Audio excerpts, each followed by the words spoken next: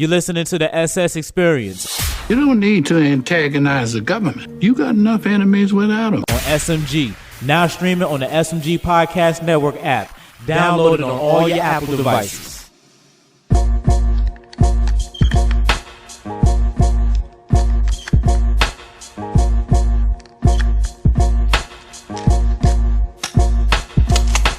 What up, homies? It's been a minute. You're listening to the SS Experience, now streaming on the SMG Podcast Network app. Download the SMG Podcast Network app on all your Apple devices. Android, I'm getting to you.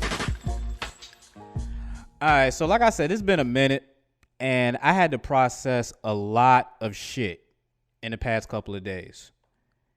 Y'all seen me Instagram videos and posts. Y'all seen me tweet shit all the time. Cause that's pretty much what I do. So I got a lot of shit to talk about today. We're gonna go into politics, we're gonna go into sports, we're going to pop culture. We're gonna do all of that shit, just like we always do. So that pretty much hasn't changed. So shout out everybody that's on the Zoom, everybody that's on the IG. Fuck with me. The link down there somewhere. If you hit that more button, it'll show you how to get on the shit. My mom was listening to the podcast network a couple of days ago. Again, because I put it on her tablet, on her iPad. Make sure y'all do that too. SMG Podcast Network on all Apple devices. Android, I'm getting to you. And she was saying how I curse a lot. And that's true. Because I be pissed off about a lot of shit. So it's like, why not cuss? That's kind of how you get the attention of the people. Like if you say fuck a lot, it's a lot better than just like, ooh, you just get it a little bit more. So for my mother, I'm not going to curse as much, but we still going to get with the shit. So fuck with it. The reason why I wanted to take a couple of days to process, and you know what, let's stop bullshitting real quick. I am about to get serious real quick, but you see all of the paraphernalia right here, the foof, more of it, Henny, Coke. Funny story with this Coke bottle. I get into that in a few. So let's just get with the tradition.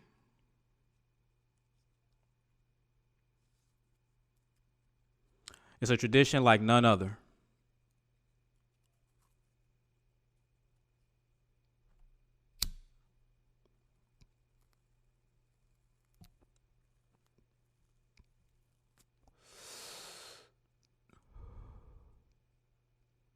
That's the stuff right there. Always. We're going to get into the Hennessy in a second. Just want to smoke real quick.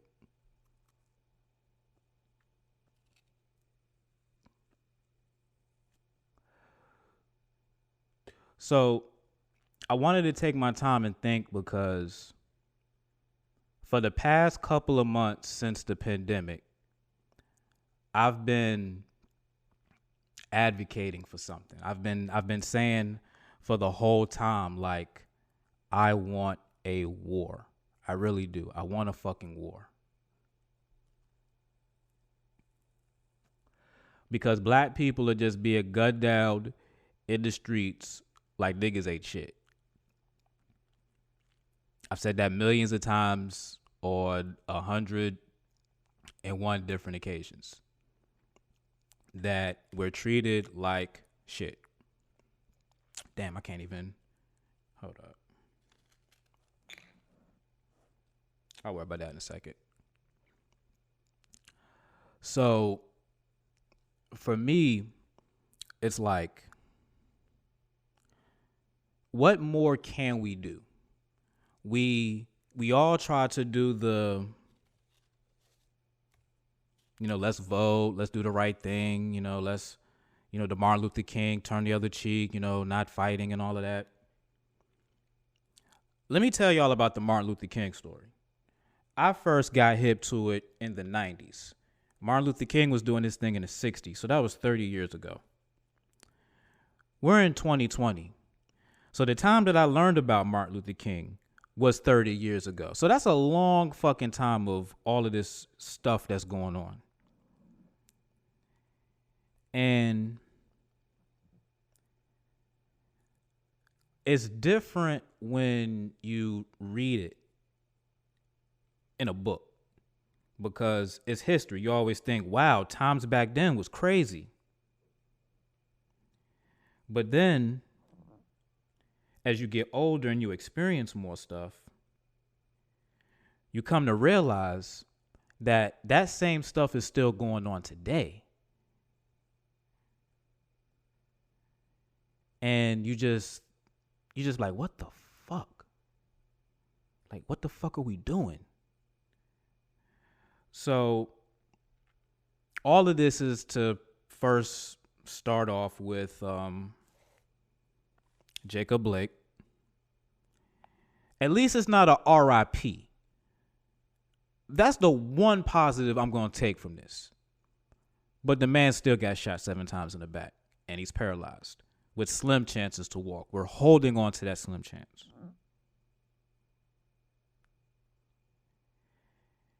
You've seen the video. If you haven't seen the video, I don't have the video technology to say, watch this clip, and then have another clip play.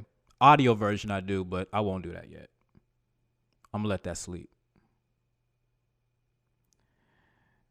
So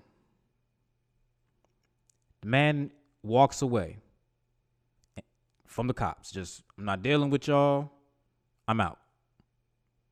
Goes in the, about to sit in the car with his kids in the back seat, shoots him in the back. My first question is, did y'all know there was children in the car? I mean, I know the windows was tinted and it wasn't like a pullover situation. But did y'all know that there was kids in the seat in the whip? 3 of them. Bullet ricochets that one way, hit a kid. Nah, let's not act like something different would have happened. We would have been saying RIP to the kid. But that's the problem. We can't be saying RIP to the kids, and it's just not cool. So more things develop as always. And what's the one thing that they always do? They always say, he had a record. Does that mean, as a matter of fact, I'm about to put that on a poll real quick. Does having a criminal record means you should be gunned down by police? If I don't get 100% back, no, then I have horrible listeners or followers. But I love you all. Keep listening. Because there's no way. I just can't believe that shit. That Black lives don't matter to that extent.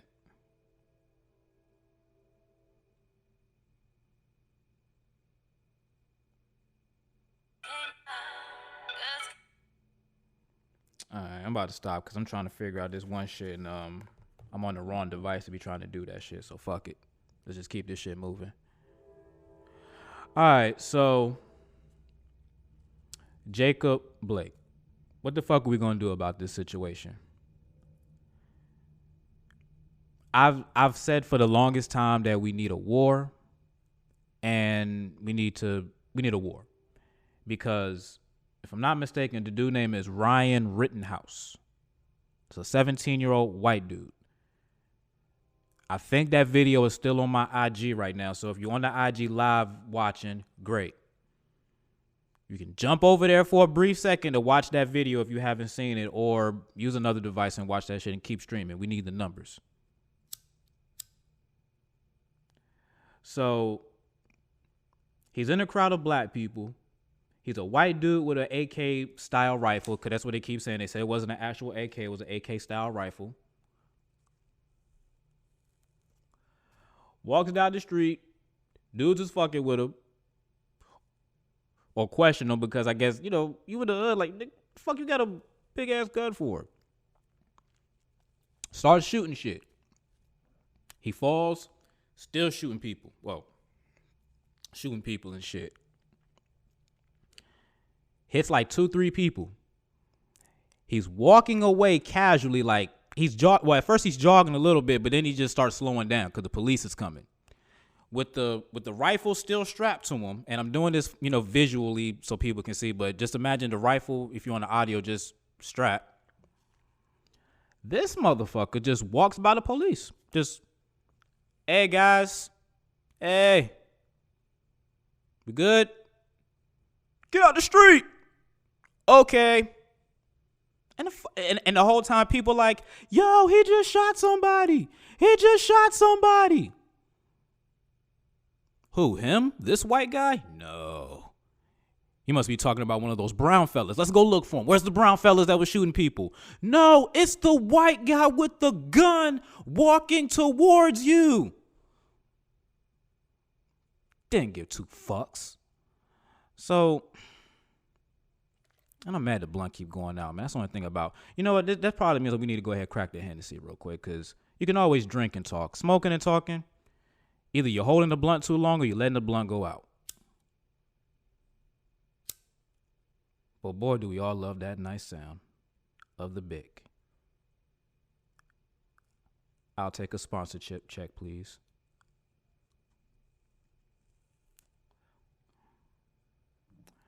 Jacob Blake is a father, a brother, a son, an uncle, a human being, a black man. He didn't deserve that. Under any circumstances does anybody deserve 7 shots to the back. Even in the streets, if somebody's back is towards you, you don't just pop them in the back. Like, that's like the ultimate sign of disrespect, even in the streets. If I'm walking down the street, or if we having a confrontation or whatnot, and I turn my back on you, like, you have to be a real bitch. It's basically sneaking somebody. Like, you couldn't do it straight up, so you had to sneak them. So you shot him in the back for what? And I'm tired of the police always saying that they're scared.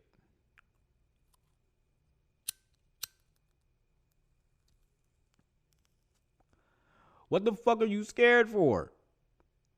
You got a gun and a vest and a radio that could call 100 killers.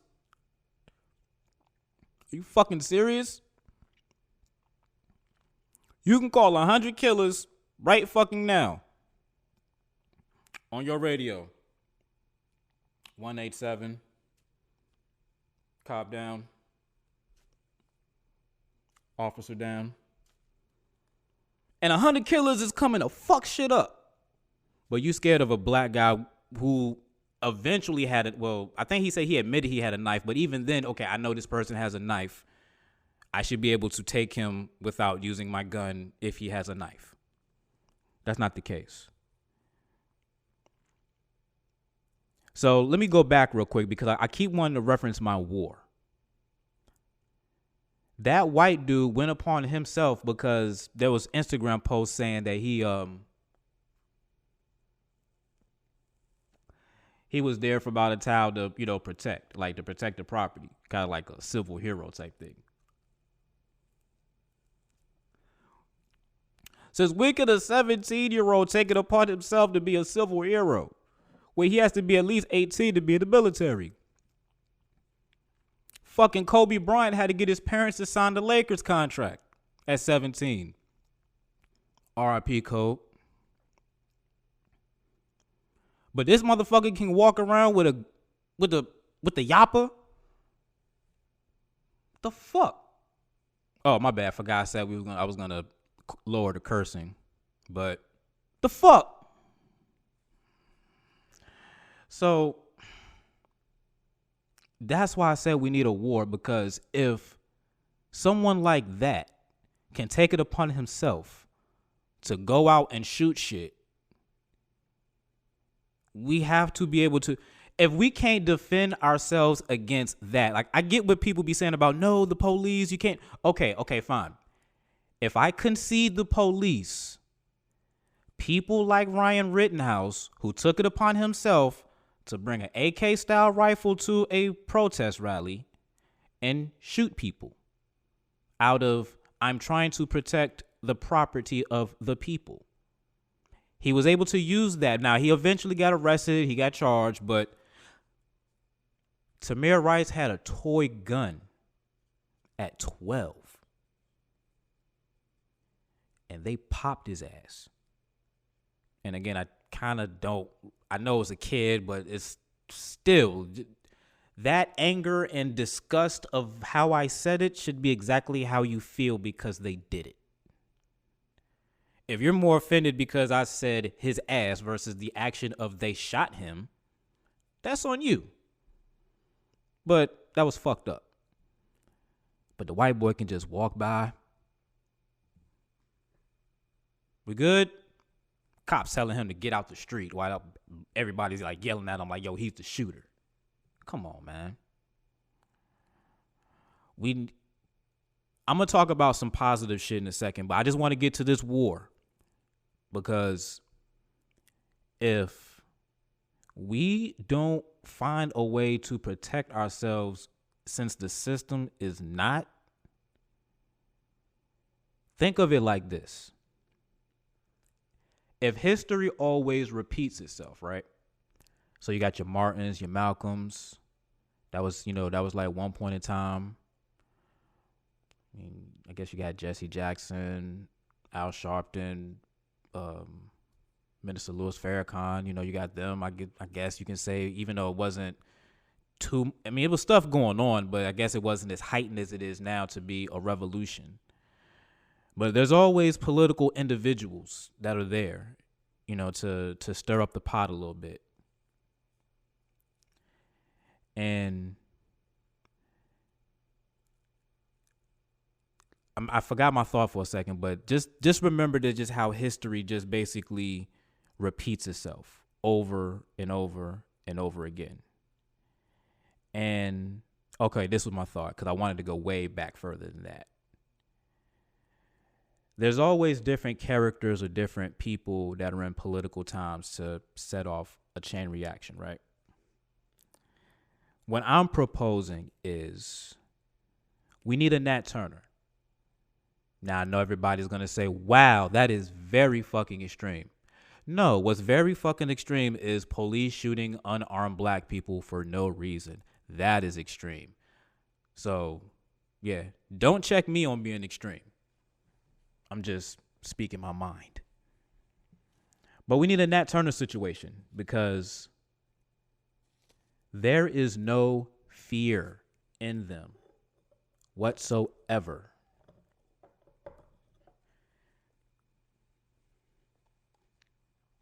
Like, how do you have no fear and no compassion for just, like,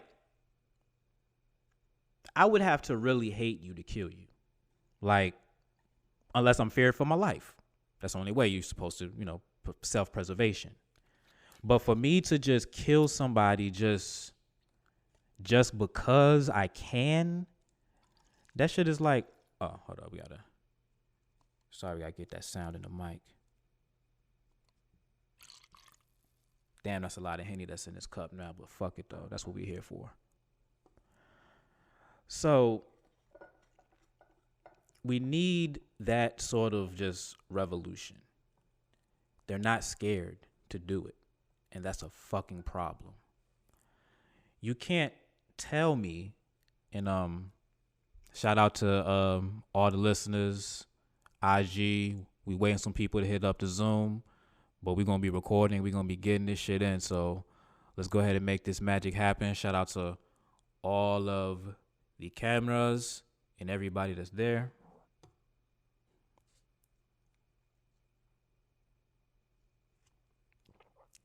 Whew. Love Henny.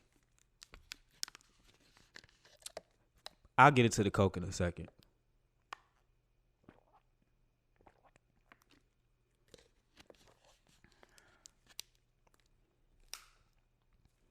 They're just not scared to do it. And when you have law enforcement individuals, people who are sworn to protect and serve, not protecting and serving, that's an issue to me. Because for me, it's like, bruh, you chose that job. I didn't choose to be black. I tell people all the time, like, if I could be me but not be black just because of the issues that I have, like if I could be not like white, but just another fucking ethnicity. Like think about the Indians, not the Native American Indians, but the Indians. They don't go through as much shit. You know what I'm saying?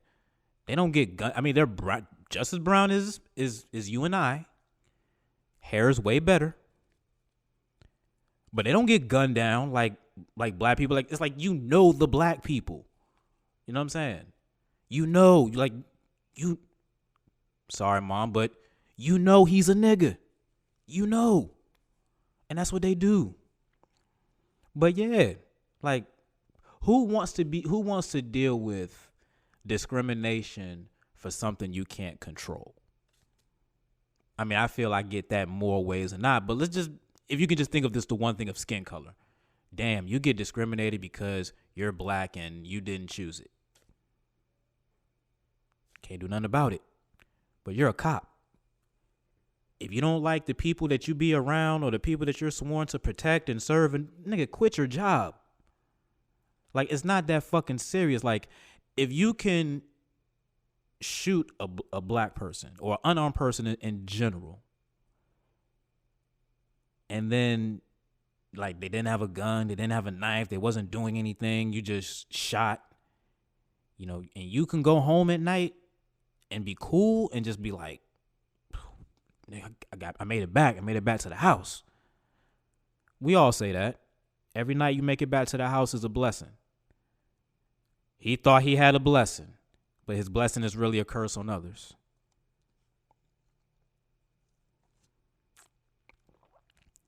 If you can go home after that shit, quit your job, bro. Like, you're not needed. Like, you're not doing the job, like, whatsoever. There's legislation that can be passed, and there's other things that can be done. I'm going to talk about that too, because I do want to be positive in some form of sense.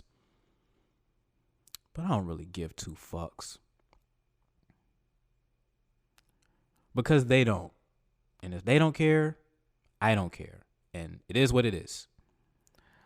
So, when we get back in a second, it's going to be way smoother than on the audio version. Video, that's why I need a videographer, but we'll figure it out. I'm into politics, and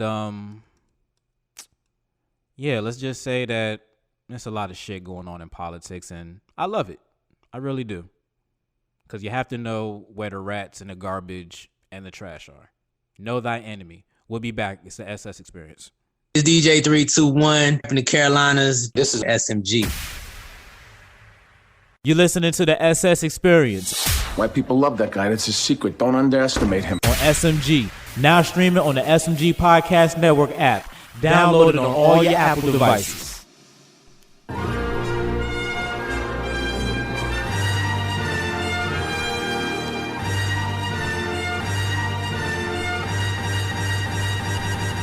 What up, homies? Welcome back. It's the SS Experience. You can listen to the SS Experience on the SMG Podcast Network app. Download the SMG Podcast Network app on all your Apple devices. Android, I'm getting to you. All right, so hopefully we can get some more. Oh, okay. We got like some people waiting in the room already. Let me go ahead and get my swag up real quick before I get them on. That's what's up. Shout out to Twitter. Let's get this shit going. All right, so I've been watching politics a lot lately. And actually, it's been for the past couple of months, actually, since the whole pandemic started, because sports wasn't going on. So I had to do something. So decided to watch politics. It's a good time for it. Trump's in office. That's all bad. So that's why I like the term watch thy enemy. You know what I'm saying? See what the fuck they doing. So I've been watching the Republican National Convention, and I'm going to do the obvious first. I'm going to air out all the black people who spoke at the Republican National Convention like, what the fuck y'all doing? I didn't write them down yet. I didn't think I was going to really go there, but as I do the SS Experience, good ideas come, so I take advantage of it. I know he did. I know he was there. And I know his bitch ass was there.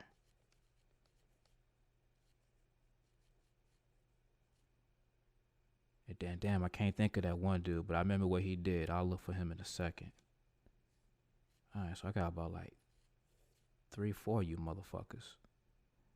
All right, so let's begin.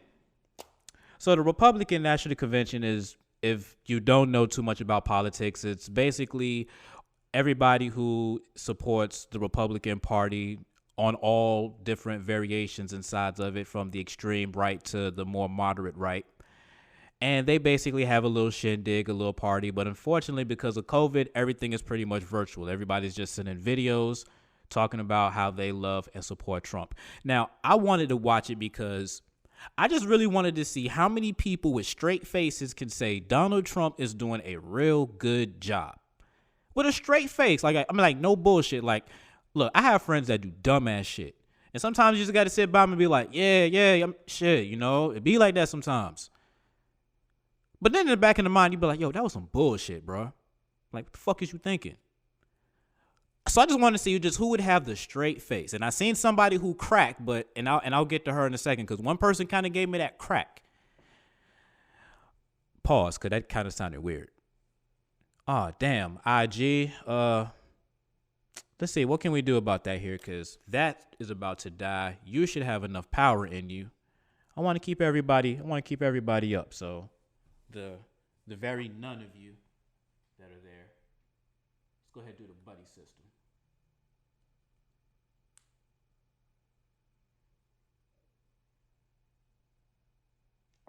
And I don't know how this shit gonna work when the charger has to be there. If you stand, you stand. If you don't, then fuck it.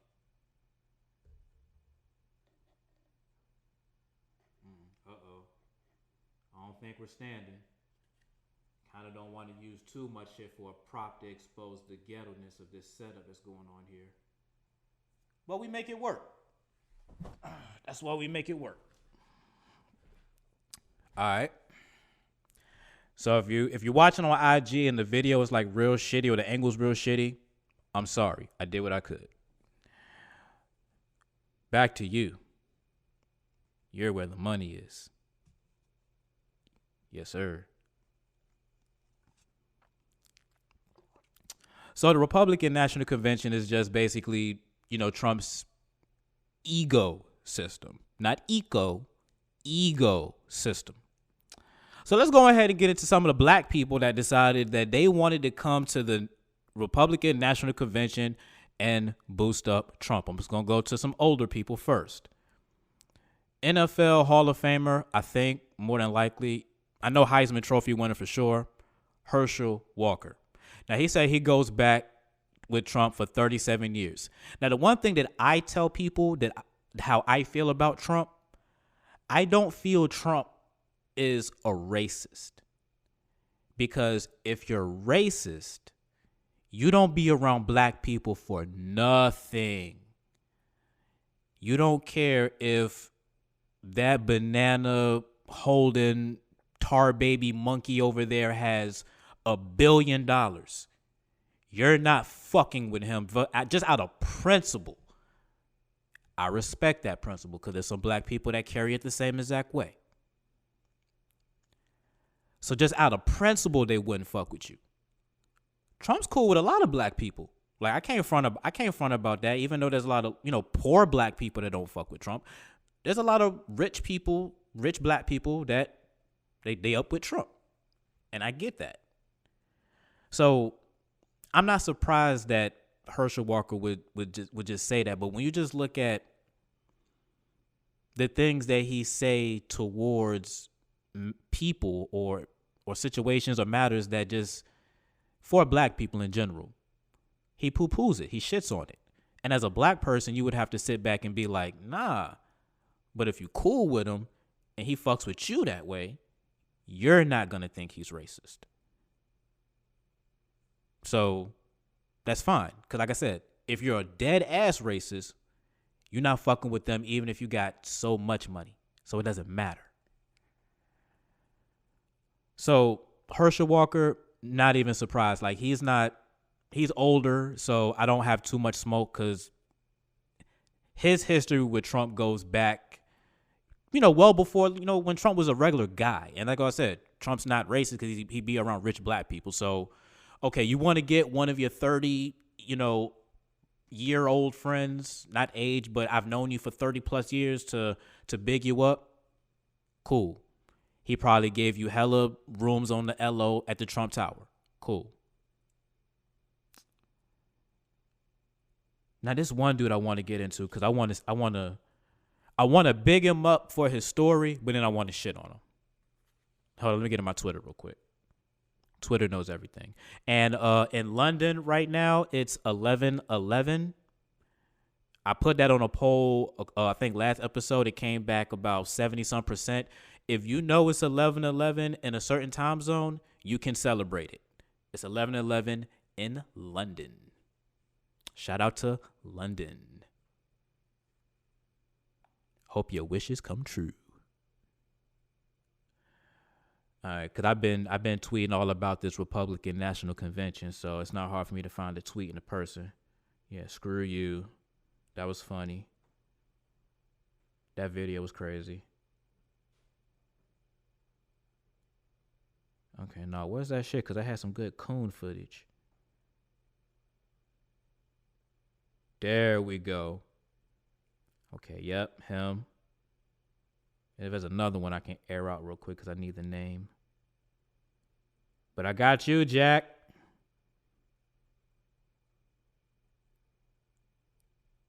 All right, I'll get it. Oh, yep, there we go. All right, Jack. If I was doing my douchebags of the day, I wish I still had the audio for that, the exact audio. But I'll make this right here work. It's a segment that I used to do when I did regular radio called Douchebag of the Day. There's always assholes in the world that just needs to be flushed out. And I didn't really kind of want to do that right now, but it's just fun to do real quick because I was going to talk about it anyway. So let's go ahead and do it. All right, so Jack Brewer. I like his story. I really do. Let's get into his story first before we shit on him. So Jack Brewer was locked up for bank robberies. He was getting money, the way that, you got to get it how you live. And he did what most, people in a bad situation facing a lot of years do. They pray to God. They go to God and say, hey, God, if you do this one thing for me right here, I promise I'll never, no, I'll never do it again. God, my nigga, look out. I need you. I ain't talked to you in about 25 years. I know I'm 26, but look out for me, B. So God looked out for Jack Brewer. He didn't get smacked with the sentence that he could have. Does his time, does good outreach work. People come home from the joint. I know that's an old 90s term, so what? Sue me. And he helps them, transition back into the regular world. And I can tell you, for a lot of individuals that come from the system into the regular world, that transition is real hard. I mean, having your commissary full with zoom zooms and wham whams and ho hos is a whole different currency than I got to get a job and earn dollars. That's two different levels of my income is doing me well. So if you don't know, that's on you. But if you know, you know. So he does real good work. Now, how he exactly got aligned with Trump, I'm assuming it's the cop that arrested him, because he really mentioned him a lot. Like, he called him when he got sentenced and he was pen pals with him. Like, I don't know what type of dude you are, Jack Brewer, but there's no way in hell I'm going to be pen pals with the cop that busted my ass or the detective that, and like, man, you know what? You got me. Shit. Hey, man, look, you did your thing. Fuck out of here, man. You got me fucked up. Hell no. But Jack Brewer, you was cool with the cop that busted you, and 20, 30 odd years later, y'all cool, y'all kick it, and great. You're friends with a cop. Cool. And I guess that intermingling and intertwining is how he, got into feeling that Trump is an individual that's, for black people. But in his case, you don't want to poo-poo this, and I'll tell you why. Trump gave him clemency. Record fresh and clean, like he never did anything. So now, instead of being a felon with a outreach to help individuals transition from prison life to the real world, he's a clean, law-abiding citizen, never did a thing in his life. That's a good thing. I mean, I can't be mad at that. Like, I'm cool with that. I'm 100% cool with that. That's good. I mean, you would always want, the opportunity to have your record clean so you can start over fresh and really live life. The Jack Brewer story does tell you that it doesn't have to hold you down. You can definitely, make moves. So that's why I wanted to big up his story, because his stories are good. Like, I keep it all the way 100. You know what I mean? I'm not going to shit on his story. I'm going to shit on his politics, despite the fact that Trump gave him clemency. He has to see what's going on because he was there. Jack Brewer, you ran from the police too. You were scared of the police too. The only reason you feel so cool now is because you're in the mix with the cop that arrested you, that no other black person would ever fucking do in life. Ever. But that's fine. That's cool. That's your safety blanket. We all have to have that cool white guy. We have our white mics in the world. Welcome home. You have your white cop. Great. Cool. But if you don't see what their party is saying towards, black people and the struggles that we go through, or from my point of view, not acknowledging them, Jack Brewer, you're part of the problem. You really are. So I want to, if I can, I don't know if this will work, but you know what? Fuck it. If you go on my Twitter at Everything Dope, I got a nice, funny Daffy Duck dancing. Hey, Jack Brewer, dance, boy, dance. 'Cause that's exactly what you did. Let's go ahead and get into the other one. And this one is a little bit more egregious. Let's keep that music going, though.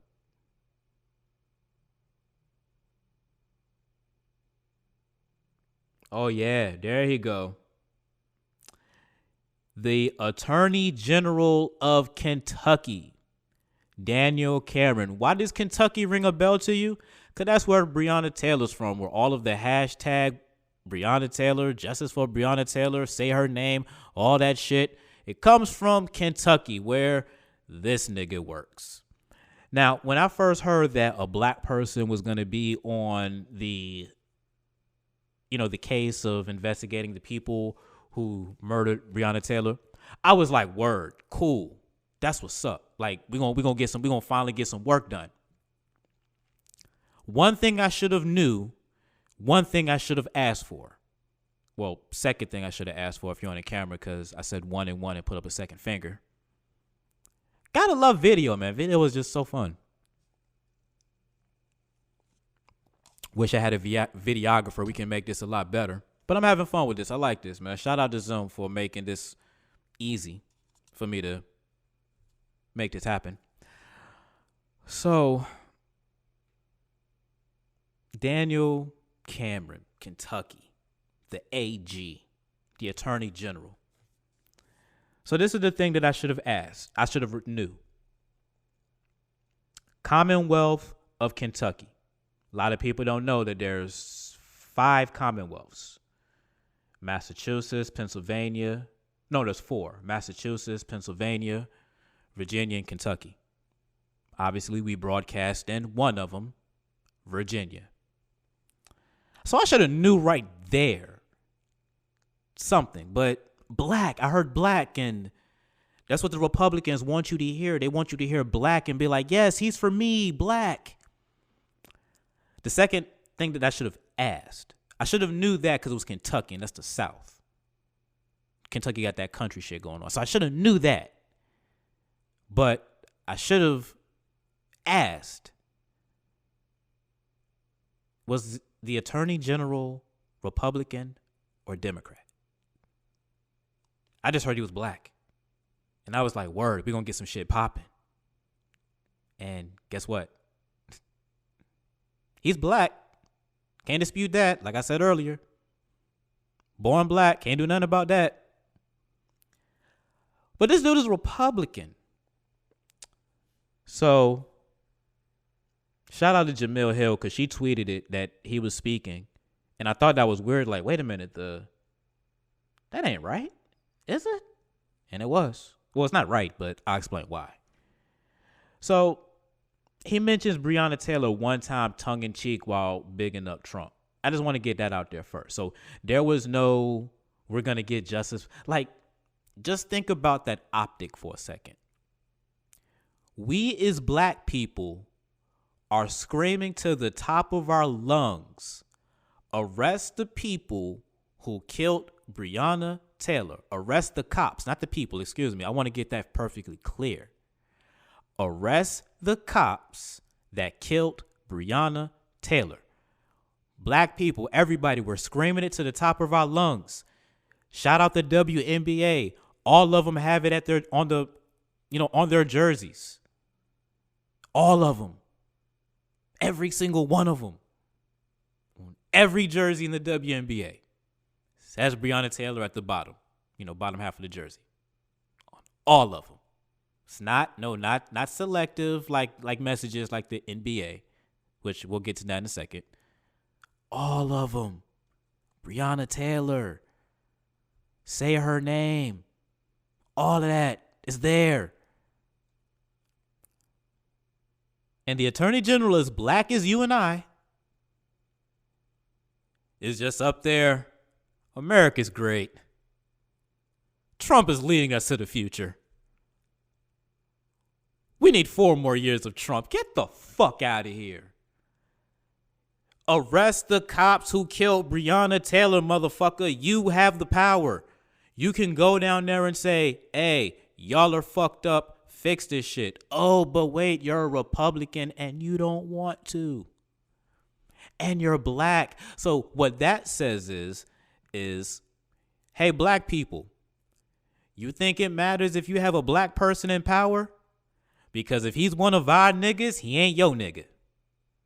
I'm sorry, Mom. I know you said not to say nigga so much. I'm sorry. It's just creative energy.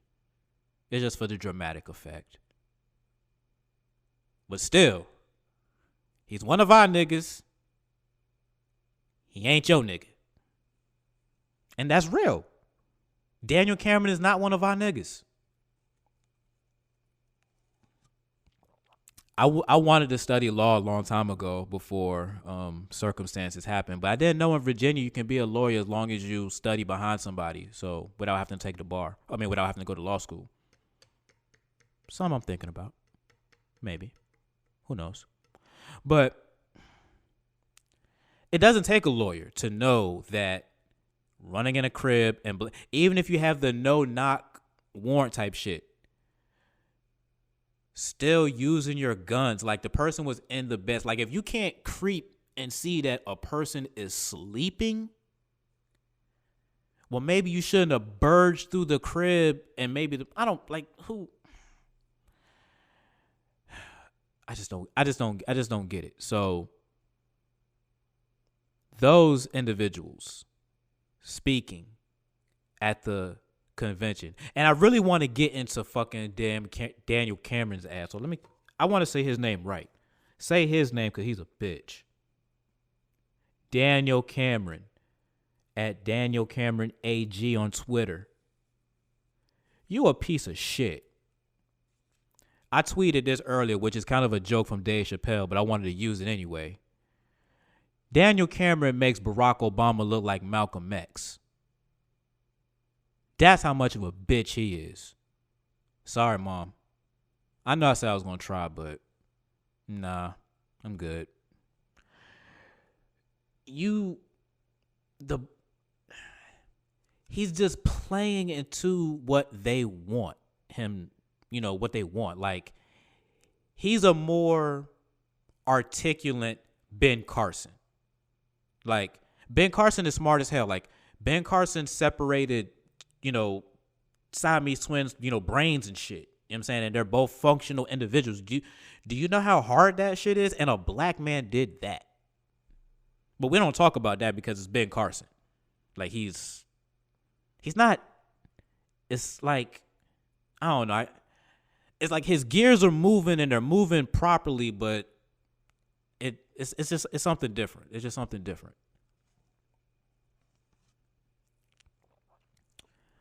Black people at this Republican National Convention, all of them, like there was like this one chick, I wanted to DM her, but I didn't. I just tagged her in a post. She's from like out of Baltimore. Like, Trump for Baltimore. Like, what do y'all see in Trump that we don't see?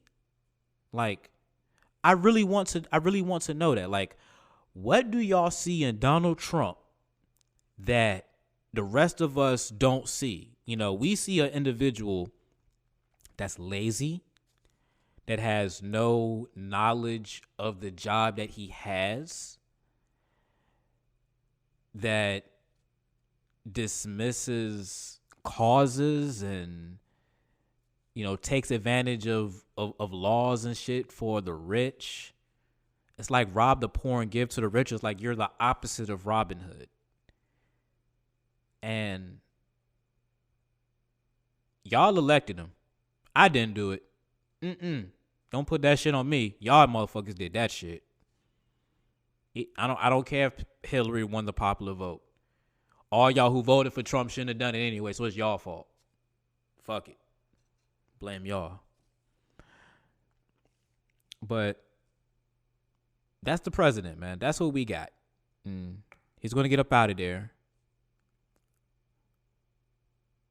And just any black person.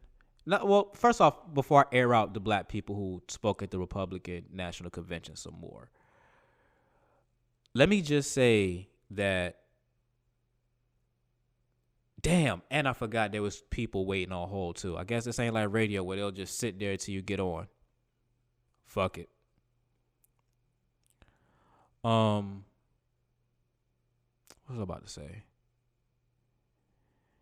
The Republican National Convention, those people there are spreading fear. They want you to think that America is okay and in a good place, but it's also burning to the ground. Two things can be mutually exclusive, but in this situation, the way that they tell it is not supposed to be. Because think of it like this. They always saying that the economy is good and that unemployment is down from where it was. The problem with that is, since Trump got into office, rideshare apps have become income for a lot of people. So all of those people who would have been unemployed, they basically do Uber and DoorDash and all that other shit. So it's not like they're getting jobs. They're just not claiming unemployment as much. So when the unemployment numbers are down, they're not down because there's more jobs. They're down because there's alternative jobs. So that's a huge difference. 100% huge difference.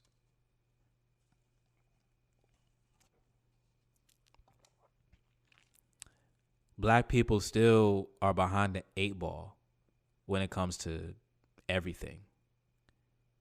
Even amongst ourselves, like, because this is what I always thought. And I just want to get into this rant real quick because I always like to get into a radio rant. I always thought that if I got around a station of all black people, everybody would be on equal footing based on ability.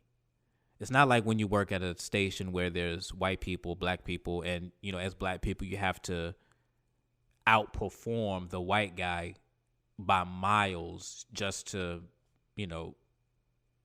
eke by the finish line to get on. So even amongst ourselves, there's division and there's opportunities that's not given. It's worse when it's white people because they're definitely not giving you the opportunity unless you feel like you're one of them or if you have the same ideas and beliefs. And I'm not going to lie, there's certain things that Republicans believe that I believe in. But I don't like how they treat black people. And guess what? I am black. My mom's black. My dad's black. My family is black. So I can't ride with any individual organization, party, or whatever that's against black people. That's not going to fucking happen. That's dumb. So, and if you just want to just be like, well, hold on, what's that one Republican thing you believe in? Okay. I mean, I know probably nobody said it, but I'll tell you anyway. I don't believe people should be using the government to pay their bills. Welfare, food stamps, all that shit. I don't believe the government should be paying for you to live in the projects.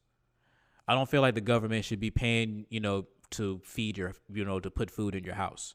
Get off your ass and get a job like everybody else. There's work out there to do. You just got to want to do it or find a way to do it. That's it. That's pretty much it. Now you can get into all of the other little things of it, but I'm just talking about, hey, if everybody worked and got money, we'd be cool. And that's my point.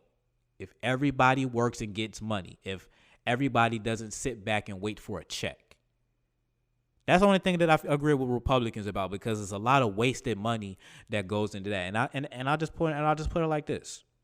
Imagine if you didn't have to give out so much money to food stamps, and all of that money that's allocated can go towards actual programs in schools or in the community. The same shit that we're talking about fighting right now, where there's no budget for this, there's no budget for that, there's nothing that we can do to, give cops the training that they need not to shoot black people. There's not alternate programs that children can be in to, be after school while parents are working, little stuff like that. Well, we can't have that extra money because we have to make sure that all of y'all are fed because we got to give you food stamps. That's it. Other than that, the Republicans are a piece of shit, and I don't agree with them. But as far as that goes, yeah. So I don't want people to be like, oh, so he wants to cut food stamps? No, I just want everybody to work and get their own money and buy their own food, and let's use that money for something else. That's it. So I have a minute and 40-some seconds left on the Zoom. I mean, not the Zoom, the IG Live. Shout out to the 4 of you that logged on and that waved at me. I know some of y'all was over here in the waiting room, and I should have got to you, but I talk too much, and I need a producer, so that won't happen again. So let's get back on the IG Live in a second. As a matter of fact, let's take a break real quick. I can get into more Republican talk, but really don't want to. Let's talk about the NBA and keep it racial.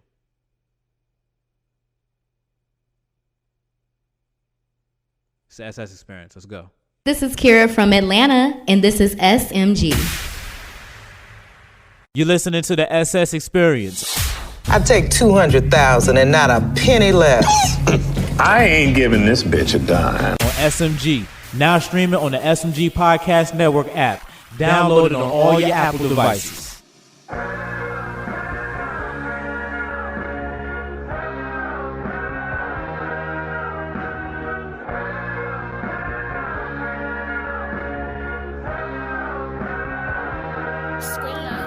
What up, homies? Welcome back. You listen to the SS Experience.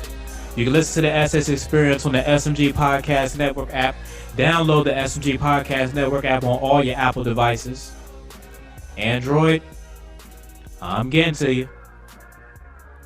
So we're going to do this hour without the IG Live. Fuck it. We're just going to keep it all the way to the Zoom and all the people that's on Twitter. I just don't feel like, maybe I should probably. Should we prop it up one more? Should we do it one more time? All right, let's do it. Let's do it on a different. I just want to do it on a different channel though. I want to do the IG video part on the SS experience one, and let's see how that goes. And I hate doing it on the older phone because they don't have the same capabilities as far as like how to move that bitch. Like you have to remember how old Instagram used to be. Okay, there we go.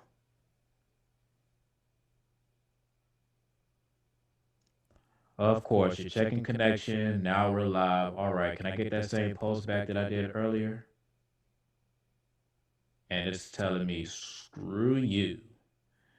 All right, so I ain't going to end it. I'm just not going to tag where fucking to get it from and shit. What up, Big? What up, Bagwell? I see you. That nigga dip quick as a bitch.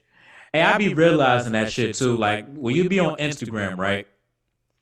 Like, when you just be doing your own thing on Instagram and then you accidentally go live on somebody's shit that you really didn't want to go live on, and you'd be like, damn.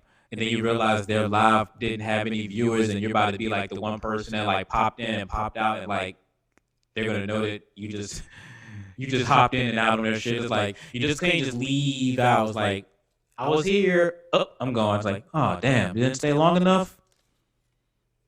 Story of my life. But welcome back to the SS experience, though. I don't know why it just gave me a notification that I'm live right now, but whatever.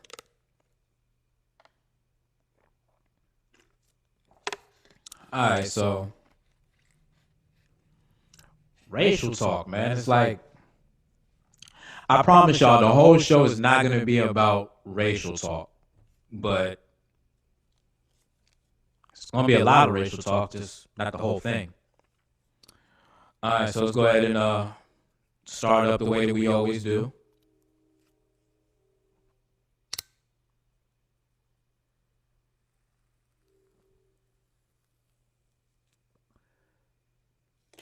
Yes, sir. All right, so the NBA, and I don't like dating my podcast, so let's just say the NBA postponed some games.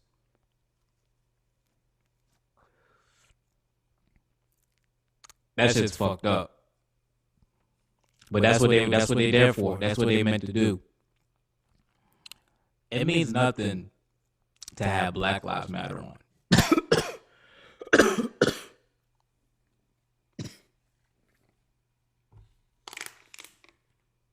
Gas.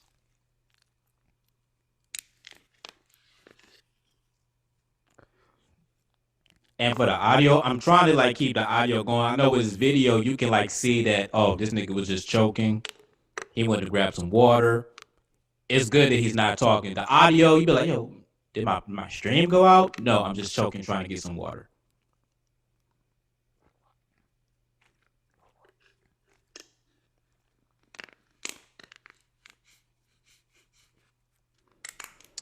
So the NBA boycotts, no games is moving, and that's what they're there for.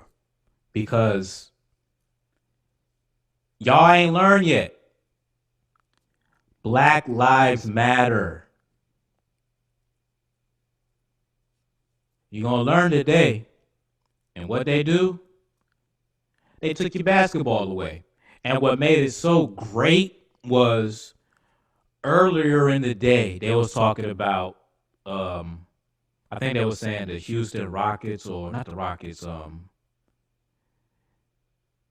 Toronto, my bad, it was Toronto, because they was talking to Nick Nurse, the coach, and Kyle Lowry, point guard, all-star, well, champion as well. Niggas would have never thought to say Kyle Lowry, champion for Toronto. Like, that's crazy. Not because of him, just because of Toronto. And they was like, yeah, boycott. Everything's on the table. So I'm like, okay, yeah.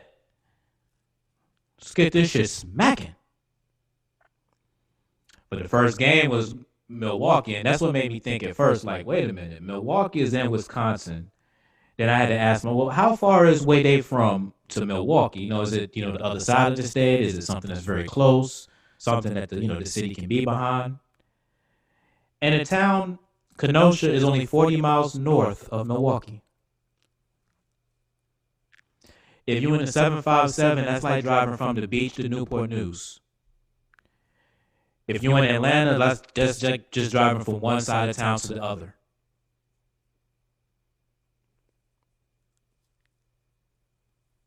Well, no, Atlanta not that bad because it's only that bad because of traffic. But the Virginia Beach and Newport News, yeah, that's real. That's a legit 40 miles all day.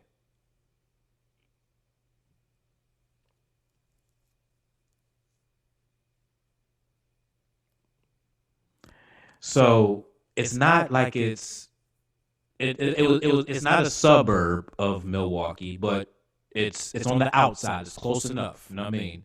And in an Atlanta situation, I can say it's like Gwinnett.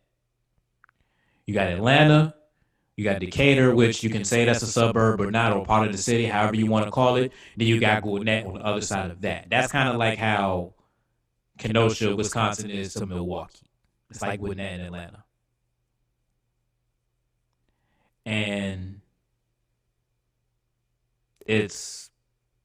Milwaukee did the right thing about boycotting first because it's like, yo, I hope, and this is what I would really hope they would think, like what would say. I hope none of y'all Kenosha police officers is Milwaukee Bucks fans. Fuck out. Shit. Shout out Clay Davis in The Wire. Shit. Not playing. Y'all just murdered a dude in the streets. And you think we about to entertain y'all so y'all can get money and all that? No, I'm good. Nah. So I'm glad that they was the first ones to do it. So they boycotted, no games. And I was sick because we're already in a pandemic and we didn't have sports for like 4 months. I had to stop work because there was no sports. We held on to, well, I ain't gonna say me, myself, personally, held on to any fucking sport that I could. I watched wrestling, which I've always done that from, time to time, but now I'm back on it like I was in my teens. I'm watching wrestling again. I'm into the storylines, even though I know it's not real, but it's like, damn it, I'm here because there's no other sports.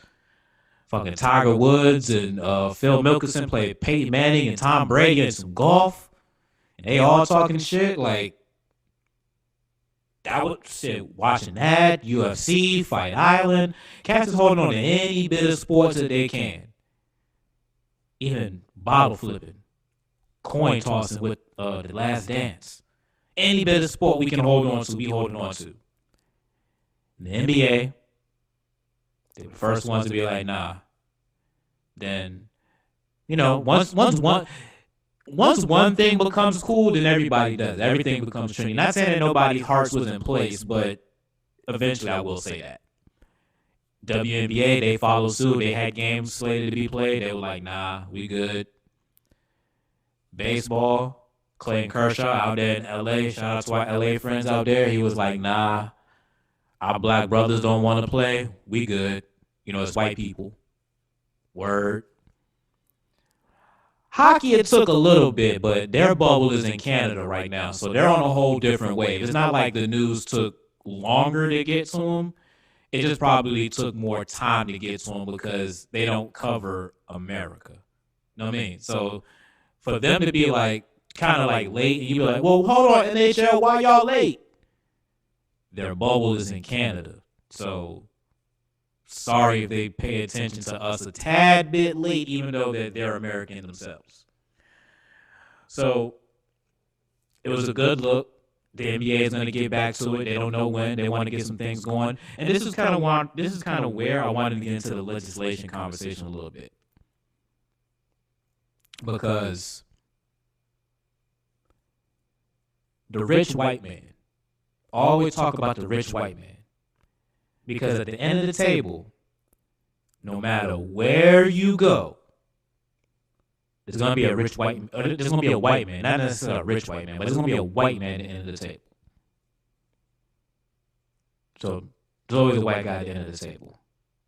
And the NBA owners, for the exception of Michael Jordan, because he's black, so this isn't a money thing, he's black. A lot of the NBA owners are billionaires, like multi-B. MJ may be 1B, maybe 1.5B, but he's not multi-B. Doggone Dan Gilbert and Steve Ballmer is like 100B to themselves and shit. That's how much Doom Dudes is worth. They shit out $2 billion like it's nothing. Like it's a normal night in the strip club. Wow, that's a stimulus package. So all of these people, right? They have connections. They have pull. Like when they need things done within the city for them to make business, they get shit done. Like when the city has to buy up land and then sell it to somebody so the NFL owner can get a hold of that person, and now a stadium can get built and the NFL owner can make money because he owns the team, and then the city can make money off of the taxes that the team brings. That's what the NBA players are talking about when they mention how the owners can help, because they know that the owners are in bed with the politicians, and rightfully so. That politician bag is a good bag. So they know that if they can holler at a city councilman to get a bill passed so they can get, zoning, or so they can, get, this area bought up, they can offer these families X amount of dollars to move out the way so they can dig up and, rebuild. You can ask them to pass simple legislation to not, protect people, but it's protect black people. Like, I want to just say protect people because I want everybody to be protected. But everybody is protected but black people. So when I do say protect black people, obviously I want a law that's protected for everybody. But black people are dying. I'm black. My family's black. My friends are black.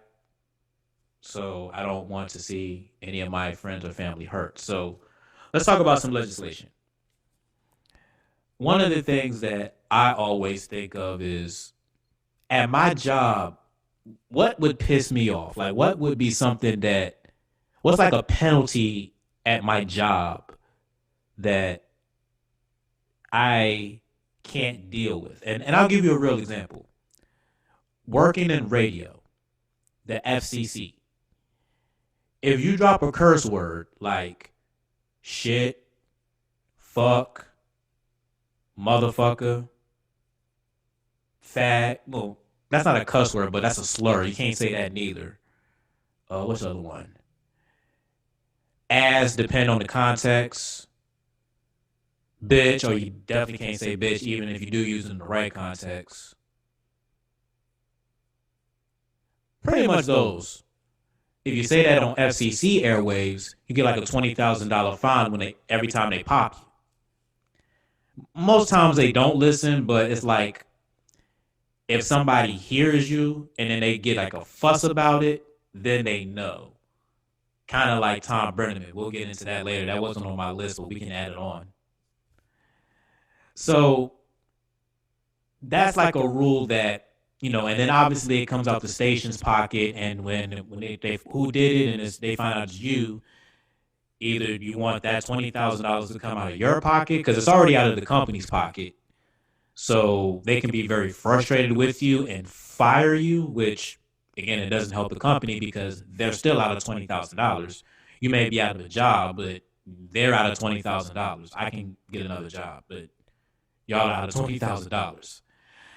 So that, or, you make the talent, pay the fine, which you would think that's what they would do, but the talent would be like, hell no, but you'd curse. But anyway, that's neither here nor there. So, again, in that example, that's something that's on the job where if you do this, you'll get a penalty. If you don't want the penalty, don't do the action. And that's why, again, 99% of radio people don't curse on air. If you do hear them curse on air, it's because they didn't think the mic on and it was somewhere over here and they say, capital of the world. I didn't say the word, but that's kind of how it happened to Tom Brenneman. We'll get into that later. So, shit. Thank God I ain't on FCC airwaves. But I don't curse on air anyway, so.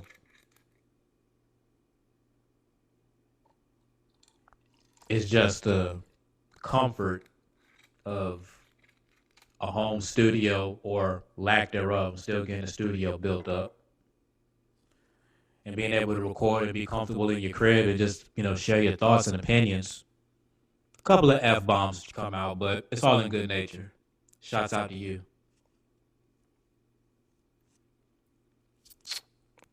Oh.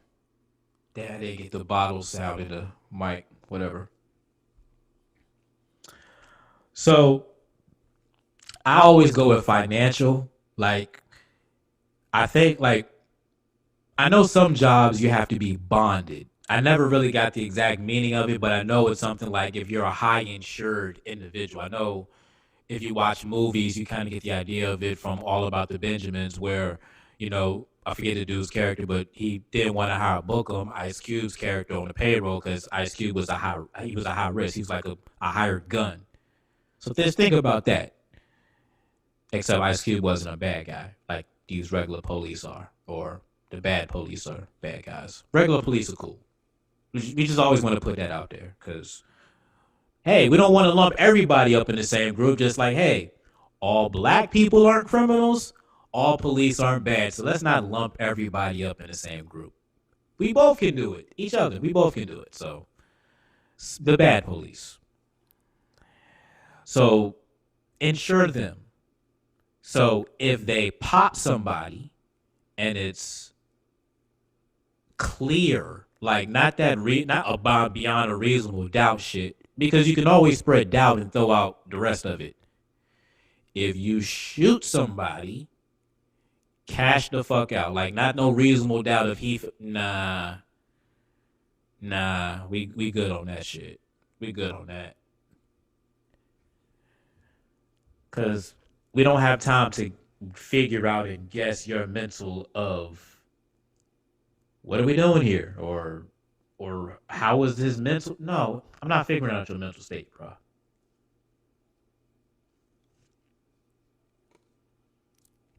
So we have to have some sort of trying to see who's there, ain't nobody there. Trying to see what type of legislation that we can pass. So that is one, coming out the pocket. You pay into this insurance just like any other thing. So if you catch a body, policy, boom. Hey, you don't want to pay into it. Now, that's on you, but you got to do it. And the bad thing about it? Making cops pay insurance only applies to the bad cops, so y'all penalize all the good cops because we still have to make the good cops do it. That sucks. Damn, I don't pop anybody, but I gotta pay insurance just in case if I do pop somebody. It's like driving.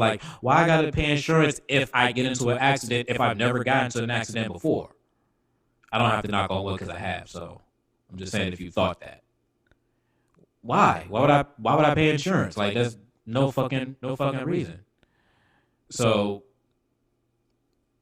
good cops are gonna have to pay that bag. That I say that's their penalty for not checking the bad cops earlier because you have a badge too, and you have a gun. How many times have we seen? I mean, except for Rodney King, that was everybody whooping his ass. But how many times do you see every cop in a situation in on it? There's normally one that's very aggressive. The other one is like, I got my partner's back.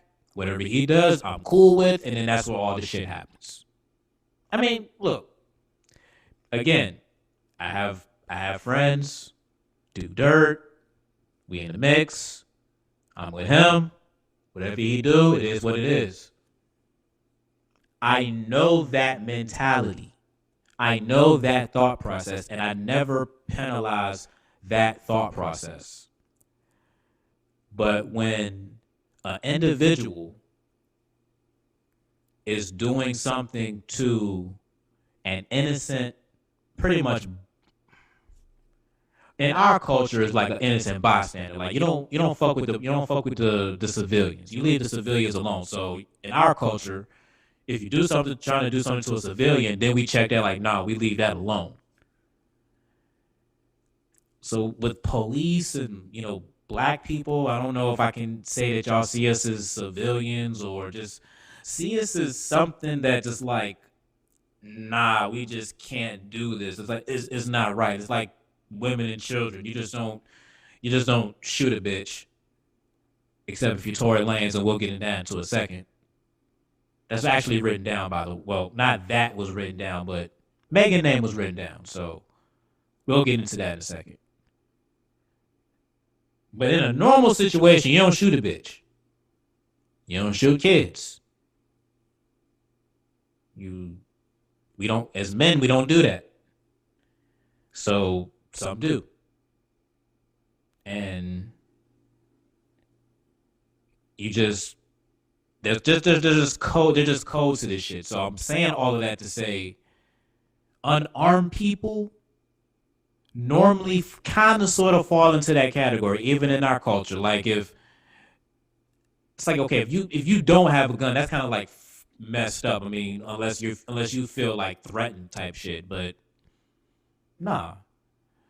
Cops just do things in just a totally different way.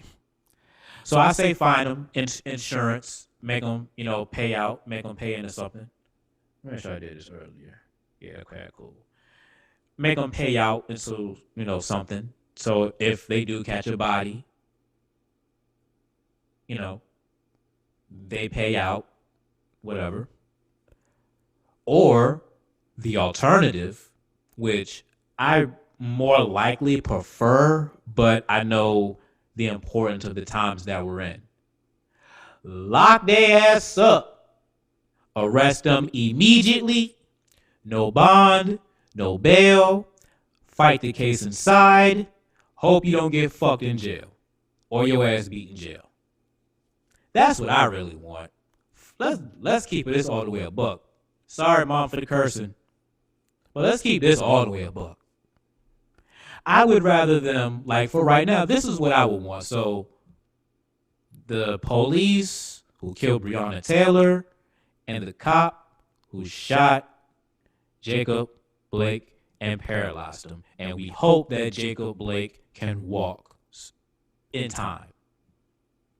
Even if it takes him a year to figure it out to get the stanky leg right.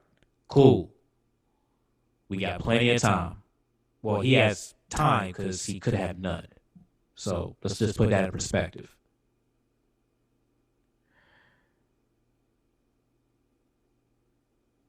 Fucking and damn it, I hate it when I rant and I kind of go off and it just throws me off a little bit. So I'll just rant about something else until fucking we get back going.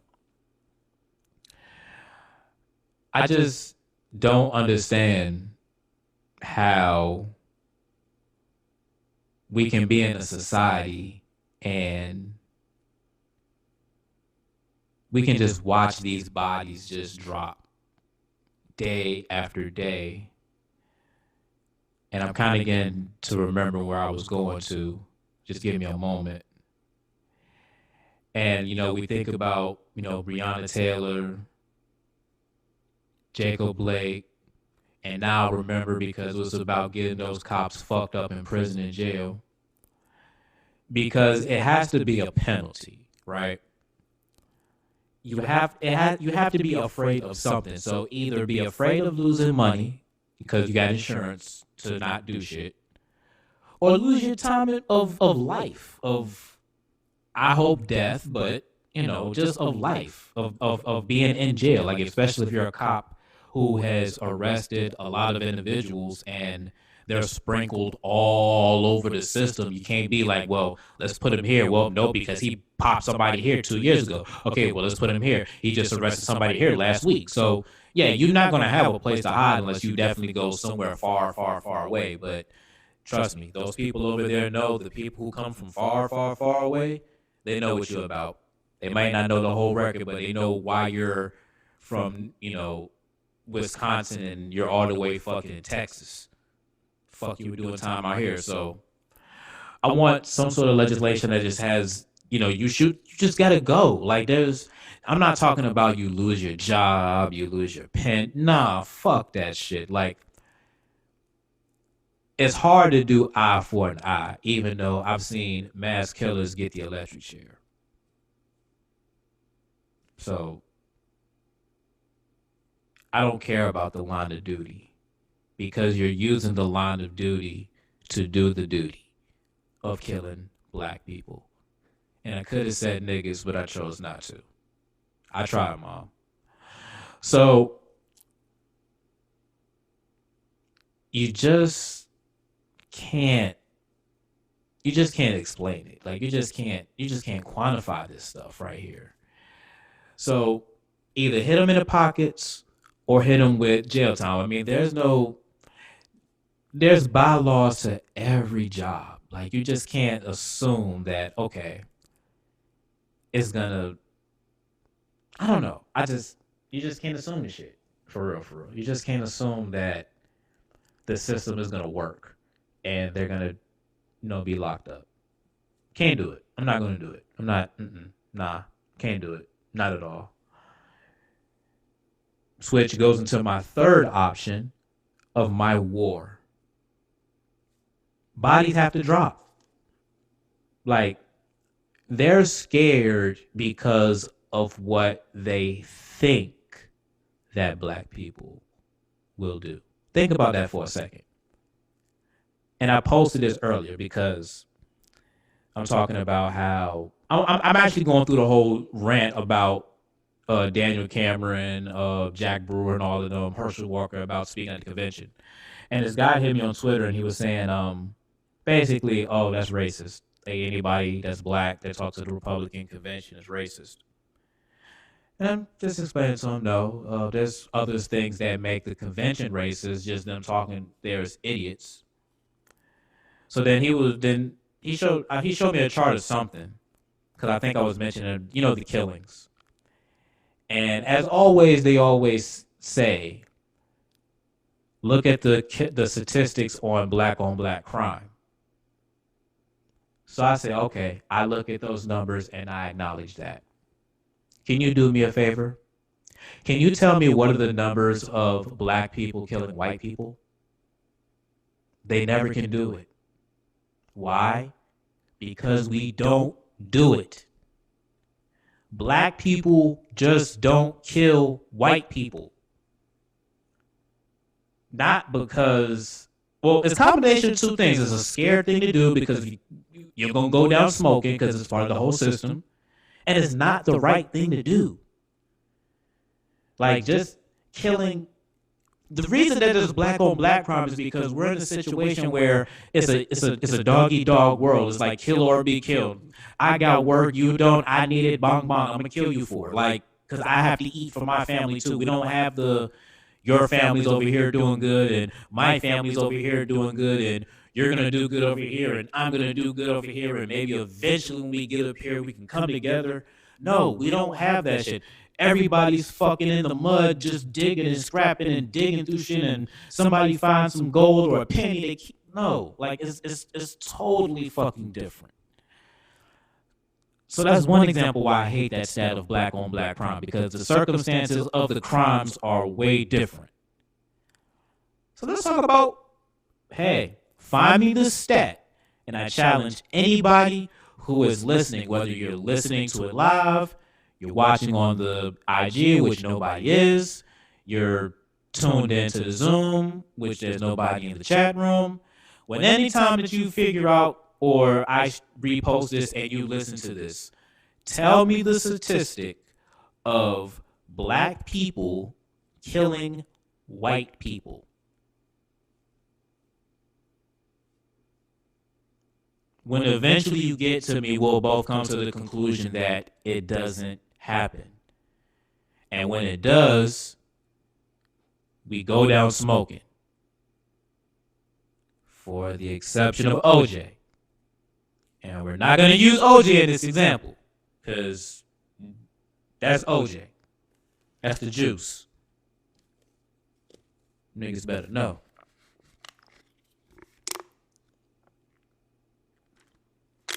But for everybody else, that's not happening. So I hate it when they try to use the black on black, and then I just spit that on it, and they can't never say anything because it doesn't happen. I feel like it needs to start. It should start happening. Do I like innocent people dying? No. But innocent people are already dying. They just happen to be black. Do I like for violence to happen in the streets? No, really don't. I don't have time for it. But it's out there and we got to deal with it. If Brian Rittenhouse can be a 17-year-old with a rifle, AK style, and shoot shit, can't have no young boys with no guns neither. We need it. We gotta have it. I'm sorry. We got to. There's no way around it. Sometimes I think that the reason that this didn't happen 10 years ago is because me and my peoples would have been on, well,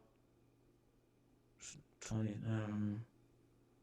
I don't know. Some of us might have. That's kind of when like grown shit started happening. But give us about 15 years back. Oh yeah, cats would have been on this shit. Guns are blazing if it was a call to action. But now, nah. I mean, I'm down for it, but need them young people out there too, strapped up, ready to go. I'm just screaming at it because I know everybody's thinking it. I know there's a dude out there on the south side of Atlanta, out there in College Park, out there in Vine City. I already know niggas out the park, Granny Park, Tidewater Park, Curry Park, Youngs Park. Cats out in South Central, Crenshaw.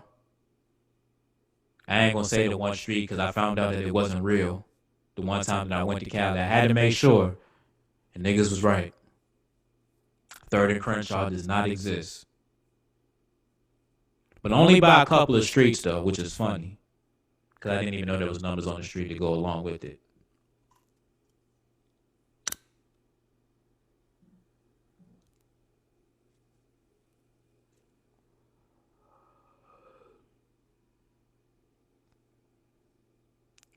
Damn. So I guess I'm about to lose video on every fucking thing. Buddy system.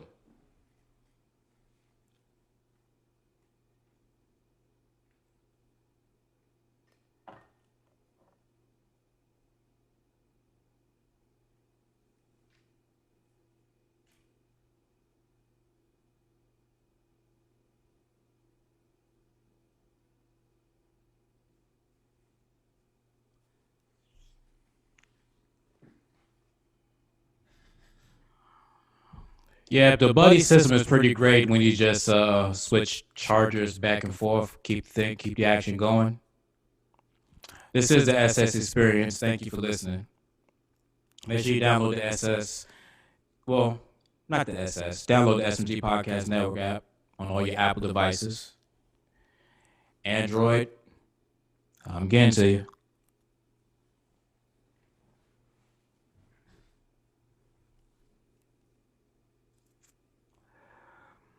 So legislation, laws, we just need something because we just can't keep going through this shit.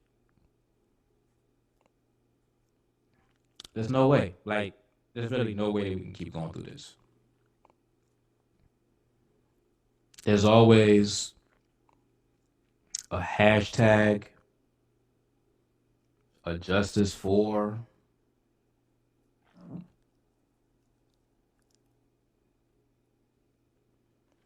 And when is this gonna stop? Like, and it's not really hard. It's like, if the police can't know a hostile, threatening situation, then I don't know. 100%. I'm looking over here for a second because I was trying to look real quick. Oh, and shout out the train, by the way. I like the train. I like the train. Train's pretty dope. All right, so I'm just really trying to just figure this all the way out because I really don't get it. It's not hard to pass laws that say, hey, if you shoot an unarmed black person, this is going to happen to you. I mean, I don't care about unions and laws. Like, I remember in Atlanta, they was walking out, like, striking and shit. Like, man, I don't give a fuck.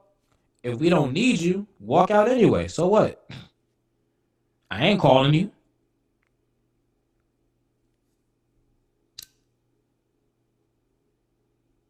But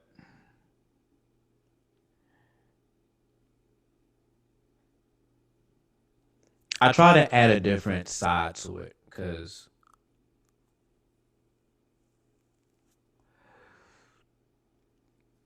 everybody thinks that things will change with a vote.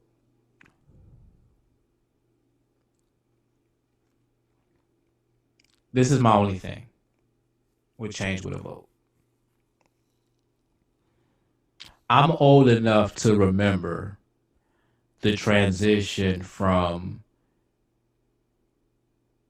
George H.W. Bush to Barack Obama, even though the difference was George H.W. Bush, well, not H.W., I'm sorry, George W. W. Bush did 2 terms. But I remember how the transition was from him to Obama, you know, when Obama beat John McCain.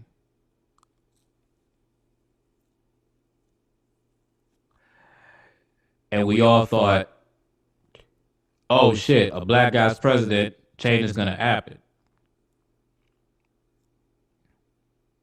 It only changed for gay people.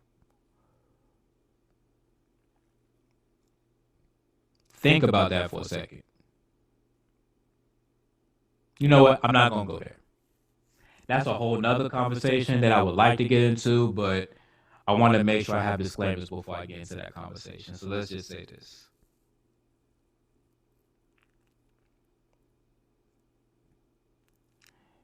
Now, with Barack Obama, when he was president, I'm sorry, I ain't going to say now, but Barack Obama's president didn't do anything specifically for black people the way that in all of your dreams before Barack Obama became president, obviously no other black person was president. So you always thought in your mind, what would I do if I was black? And then you would go down the list of all the things you would do for black people. You'll give black people this amount of money, you know, or you give them whatever. Like you go back in time to your, to your younger selves, and ask yourself. And before Barack Obama, so well before Barack Obama, and remember when you ask yourself that question, what would you do if you was president? And obviously, if you was black, you knew at that time that it would never happen. But you always just had your random fun ass ideas what you would do if you was black, and you was president. So let's just say, based on those standards, Barack Obama came hella fucking short. Except for gay people. And again, no shade, I'm just saying that's a fact. He allowed gay people to get married and have rights. So, again, I'll get into that conversation later of another one. So,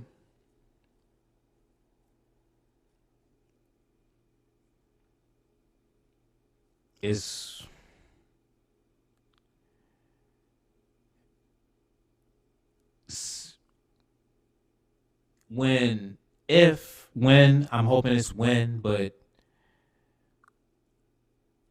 from Trump to Biden is going to be better because now you have a real political head running the country. The only reason the United States isn't in the ditch is because all the branches of government cover each other. The judicial covers the legislative covers the... Damn, I forgot the other branch. Judicial, legislative. Damn, I forgot the third one. That's bad as a bitch. Oh, executive, my bad. That's crazy. So, they cover all three. So, that's the only reason why Trump hasn't ran this bitch into the ground. Because if he was a king or a dictator, oh, we'll all be fucked. But he can't because of the other branches of government, which are great. They knew there was a reason that they had to put them bitches in place. They didn't. Now we see why. But even when we transition to Biden, a more political head, he doesn't have a black agenda. The reason why a lot of black people was going with Bernie Sanders is because he was on everybody get health care and eliminating student loans. So you don't have to carry that debt no more and you can do other shit. Biden platform said nothing about that. Like, he wants to keep the health care how it is and, tweak it a little bit to make it better, which is fine because it's good. And he ain't saying nothing about student loans. Even Elizabeth Warren said a percentage. I was cool with that. But, nah. So,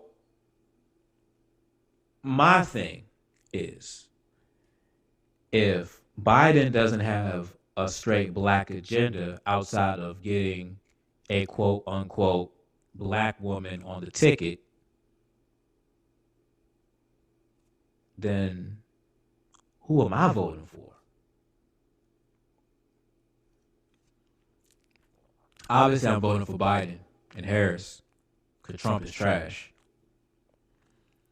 But what change do you really want? Do you just want to change from Trump to something more traditional? Okay, that's fine.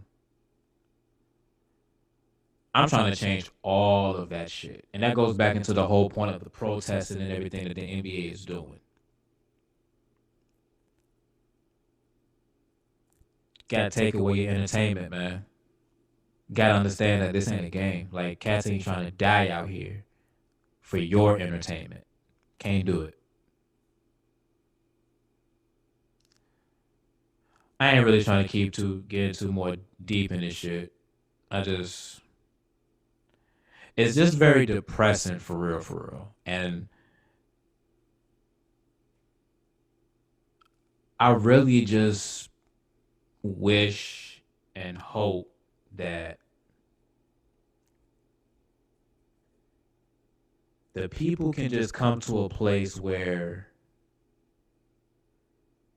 everybody just be treated the way that they want to be treated themselves. Because if the cop was thinking to himself, would I want, like while he had the gun pointed to Jacob Blake's backside, would I want 7 shots to the back? Even if I was wearing a bulletproof vest, would I want 7 shots to the back?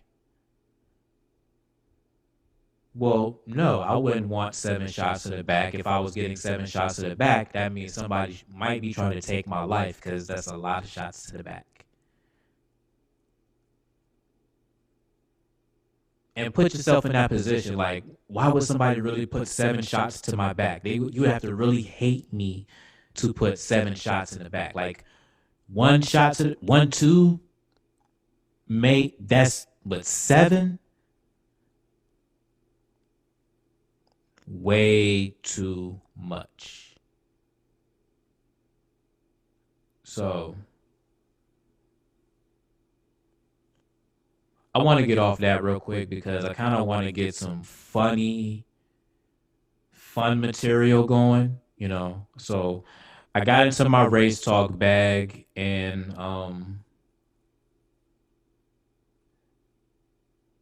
if you feel like I do, I really want to start a war.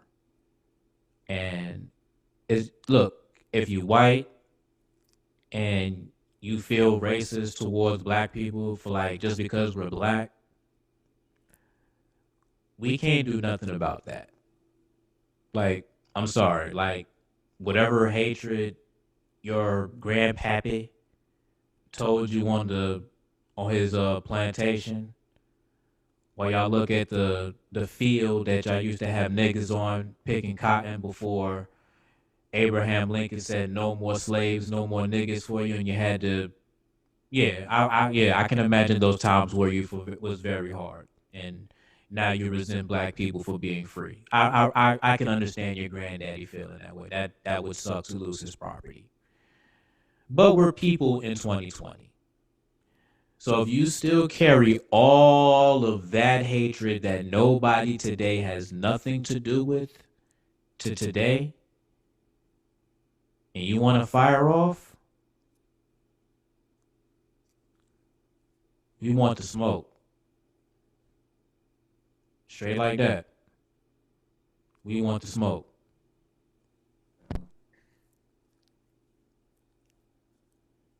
I'm about to smoke, but we want the smoke.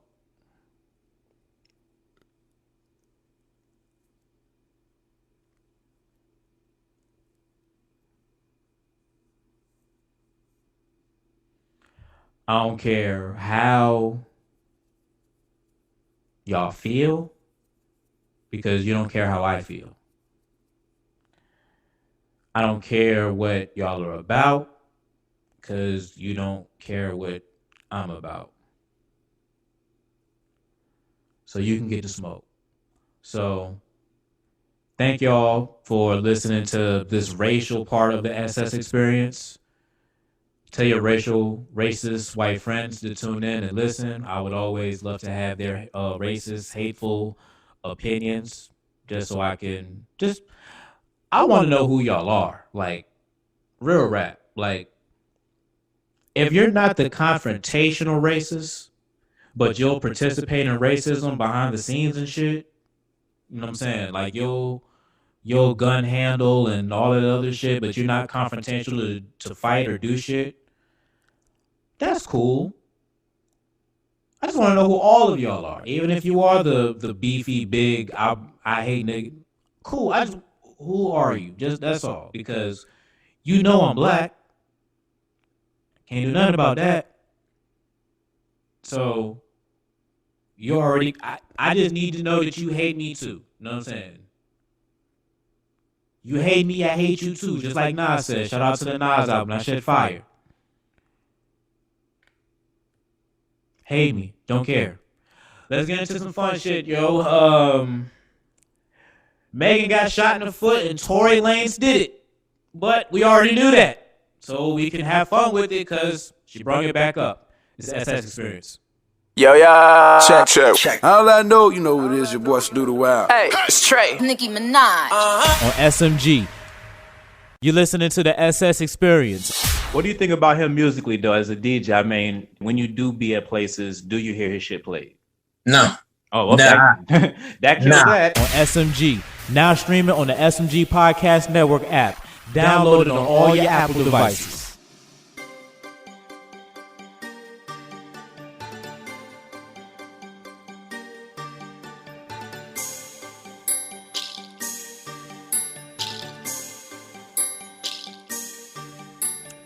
Welcome back, homies. You listen to the SS Experience. The SS Experience is streaming on the SMG Podcast Network app. Download the SMG Podcast Network app on all your Apple devices.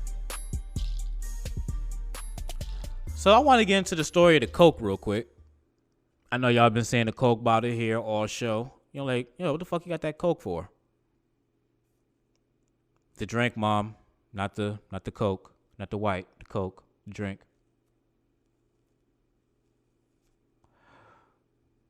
No, I'm not letting my mom see the video version of this. I'm smoking and drinking and all that. Hell nah. She can hear about it though. So, the Coke bottle was an accident. Because I was using DoorDash to order some food, and I guess the restaurant didn't have any more Sprite, so they gave me a Coke. Now, the way I see it is this. Normally, people who order Sprite as their bare minimum soda. It's like, for some people, Coke is their bare minimum soda. But for me, it's Sprite. Because I don't really want Coke. I don't really like Coca-Cola. It's bad for your skin, even though right now, damn it, HD and all this other shit, you got my skin looking like Shannon Sharp in the 90s or the 2000s. That actually used to be a joke, by the way. I'll explain that shit later. Just remember, Shannon Sharp, HD TVs when they first came out. I can't remember the exact year. Just remember those three things, and I'll explain the joke later. So,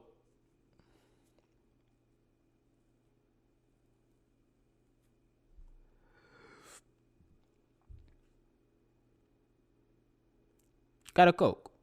Don't really like Coke. So, I just put it in my fridge because I'm not going to throw it away or do nothing crazy with it. Maybe somebody come through. Hey, want a Coke? Maybe I'll get a sponsorship for that one day. But until then, offer somebody a Coke because I don't want it. But I do normally have a Coke when I drink Hennessy, but it's normally like a cherry Coke. I mean, I can do regular Coke as well, but I kind of don't like to do the mix thing. But I figured since I'm going to be on the air with you guys for a while, why not? We got about another 2 hours left, and we got a lot of real shit to get into. But I do want to shout out the restaurant because I put on the app. I was like, yeah, y'all gave me the wrong soda. I wanted Sprite, not Coke. They gave me the bottle of Sprite, and they gave me a can too. So they made up for it. Like, they gave me the joint and gave me an extra. Word. Good business. I like that. So I got the Coke right here. We're going to go ahead and I'm going to make me a little mixed drink. Y'all know normally I don't like to partake with the mixed drinks, but, I've always said that the only time I'll crack this joint is if I got some Hennessy, and we'll go ahead and do that now so we can go ahead and get the show going, get it more flowing.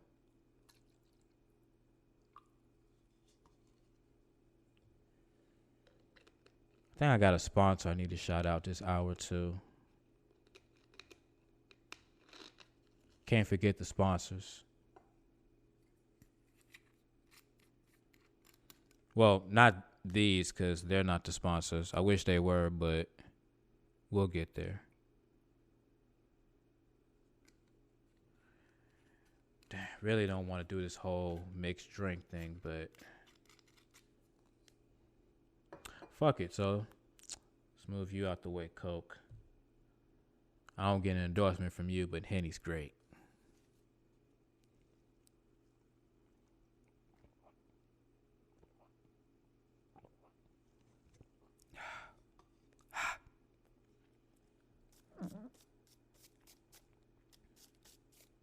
So that's the story of the Coke. It wasn't meant to be here. I don't like it. I don't really want it. But if it's going to be here, I'm going to put it to use. A cool guy once said to me, if you can't be used, you're useless. kind of thought it was a harsh way to view people. But with that Coke, I get it. It can be used. I'll make some use out of it. I'm going to drink me some water, though, because, I'm more of a shot guy. Megan got shot. Tory Lanez did it. Why am I bringing that up a month and a half later? Because she brung it up like it was new knowledge. Now, people trolling, people saying she was perping. And she really went out of her way to show, like, you know, the wound and all of that. You know, kind of like a flesh wound type. It, you know, took out a decent, you know, piece of the skin off the side of the leg. I know y'all seen it. It was there.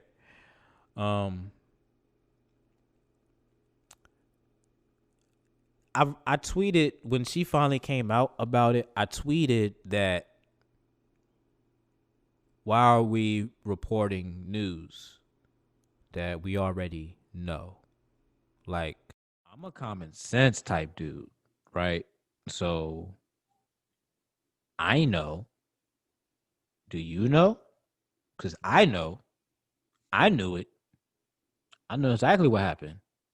Doesn't take, you know, 2 and 2 to put together, but I guess some people are slow, and that's cool. You know, my mom taught me not to, you know, discriminate and, you know, judge others. You know, everybody moves at their own pace. Okay. Took you a while to get here, but that's fine. Not going to judge. But, oh, no. Oh, okay, I was about to say, man, I know I'm being cheap on the Zoom, but if you hit me with that timer one more fucking time.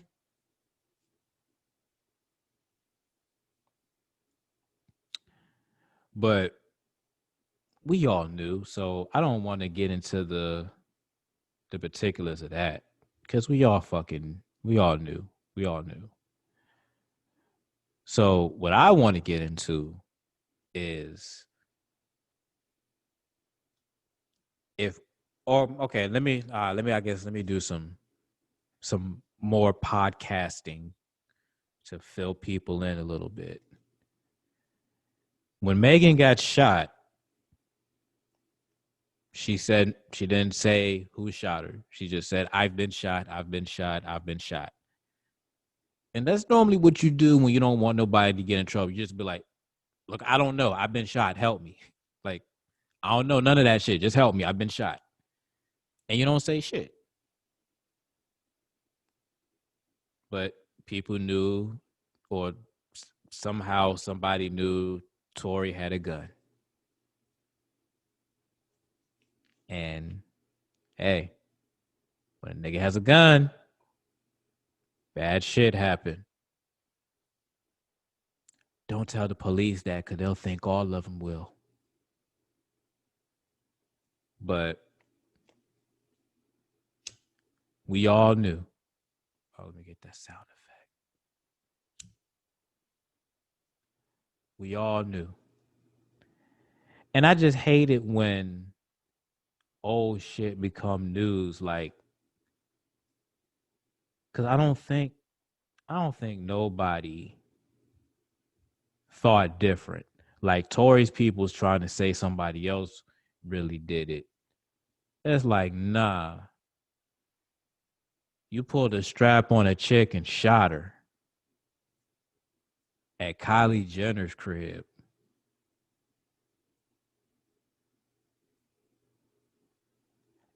Is these Canadian niggas crazy or what? Like, I was just trying to think of a good way of saying, like, dude, I just want to make it seem like I kind of want to distance myself. Like, I don't want it just to seem like black guy did. Nah, fuck that. That nigga's in the way. Canadian, he did that shit. Who the fuck does that shit actually? But this is my thing and what I want to get into. Megan Thee Stallion is a solid chick, and I'm not talking about stature. I'm just talking about like in the game. Like she's an individual of influence. She got that WAP, and I don't mean it in that way. I'm talking about the song with Cardi. They talking about they got that WAP.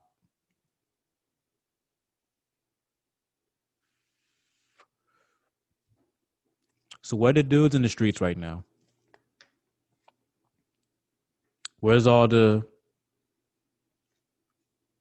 man, fuck it. Let the IG live go. I don't care. Share that shit though. I'll do that shit later. Where's all the dudes at? You know what I'm saying? That's out here in these streets. That's that check shit. Oh, I forgot. Y'all let Tekashi 6ix9ine walk around. He a snitch.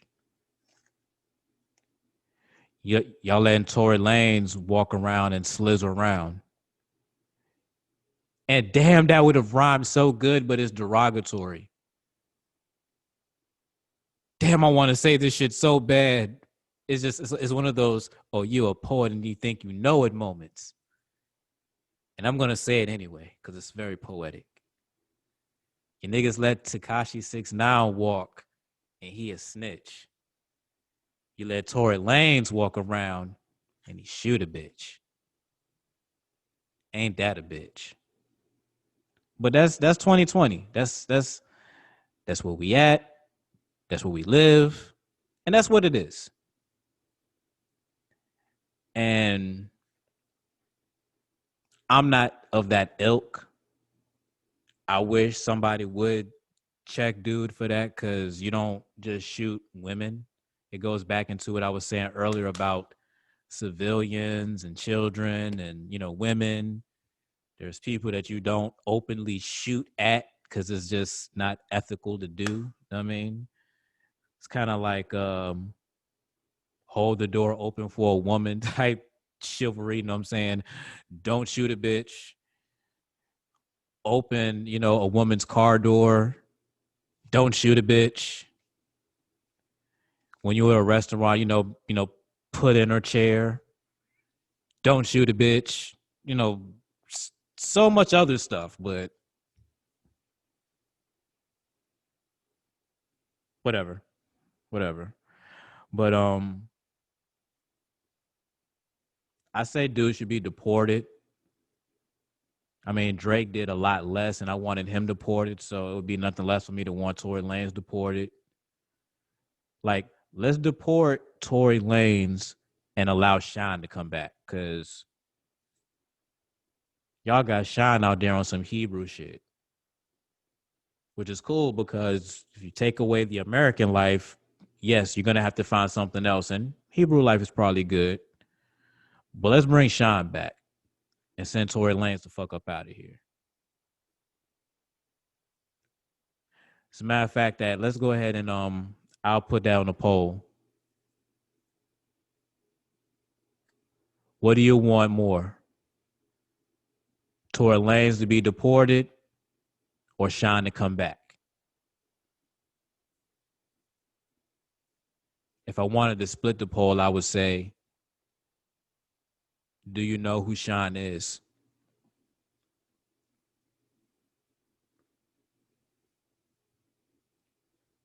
As a matter of fact, that shit would be funny as hell. I'm actually going to do that. I'm going to do both. Which one do you want more? Shine to come back to the States or Tory Lanez deported? And then make another poll and add in, do you know who Shine is? Because I think that particular poll is going to be more damning to my point. But I think it's just going to be funny. Because the people who don't know who Shine is going to vote that. So what other serious shit going on? I know I said that I had a lot, and I thought I was gonna write a lot of shit down, but I didn't. I didn't do too much writing like I thought I would. Um, let's see what else. While I'm rubbing the back of my neck and twisting that shit, forgetting that I'm on camera, forgetting that I need to have more camera etiquette and shit.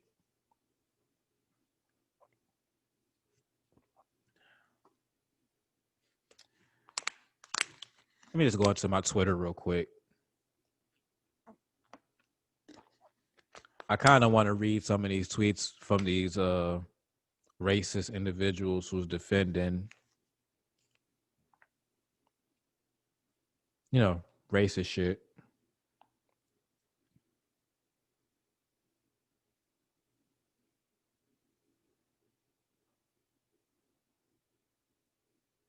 But I'm not about to read none of that shit. I aired out all the people I wanted to air out earlier. At everything though, by the way, E3Rs, thing dope.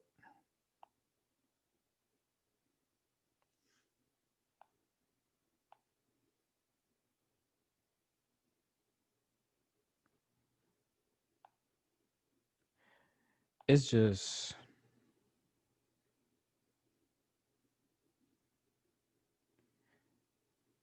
looking at the different videos. I'm just tired of looking at that shit.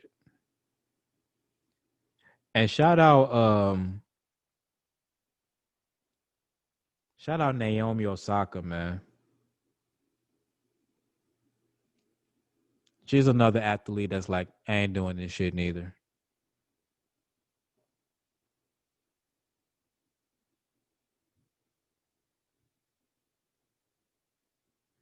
Trying to find something else to really randomly rant about.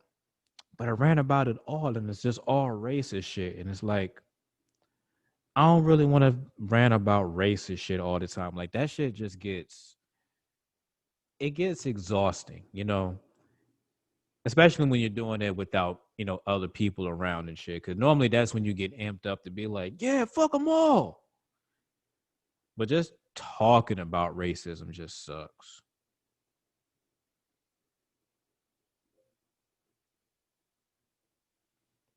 Now, catching y'all up on a poll that I did earlier. I think it was like last episode I did this shit.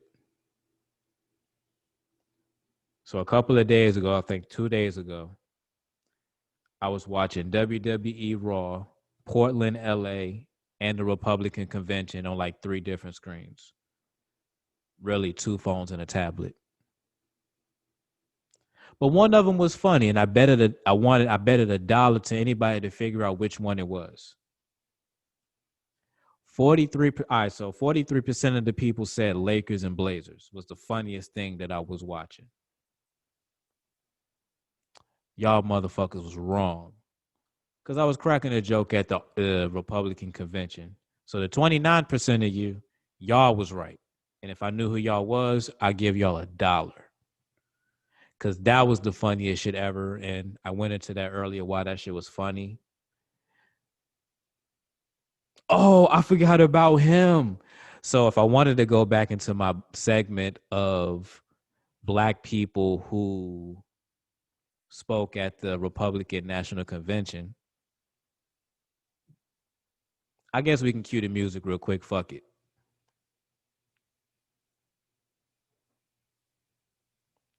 Senator Tim Kaine from out of South Carolina. Like the only or the first like black man to come out of the Senate.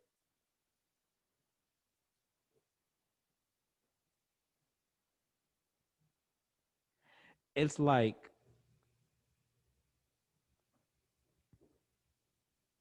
I just can't figure out black Republicans because it's like they act like they don't go through the same stuff as other black people. And it's like Republican black people, if there's anything that I would ask of you, Like if I was to have a conversation with a Tim Scott or the AG out of Kentucky, Daniel Cameron, if I can ask those black Republicans one thing, this is what I would really ask them. What makes you feel different than any of the other black people that say that they are scared of, white police or, or just acknowledge racism? Like, what makes you so different that you don't acknowledge what we're saying as a majority? Like, what makes you as a Monsieur Candy said in Django, that 1/10 of a nigga? Or I forget that percentage. If I can find that clip, I'll play it just for the fuck of it.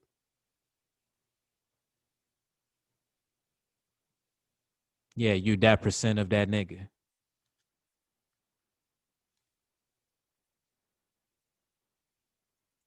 What makes you so different that you don't see what we see? And I want to know, because if they can tell me some secret shit like some whatever, that, he can be a Republican senator in South Carolina, which is all rural. There's no black part. There's no Atlanta in South Carolina. There's no Norfolk in South Carolina. None of that at all. Or if you can be the Attorney General of Kentucky, Commonwealth, the Bluegrass State of Kentucky.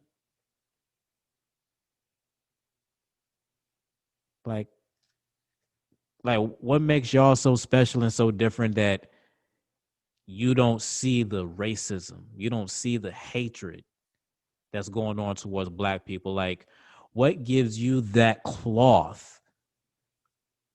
Because your skin is black too. Like Daniel Cameron, I'm looking at you, bro. I already told you, man. You make Barack Obama look like Malcolm X, nigga. Like, what the fuck is going on?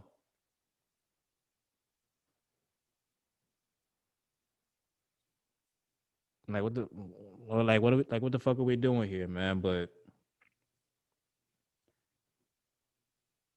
all right, man. Let's go ahead and get to the end part of this, because kind of getting bored with it.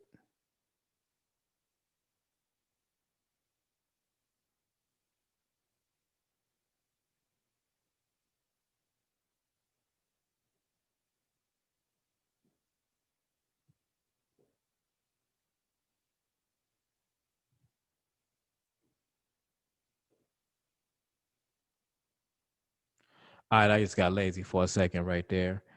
All right, go out and vote. I think that's very important.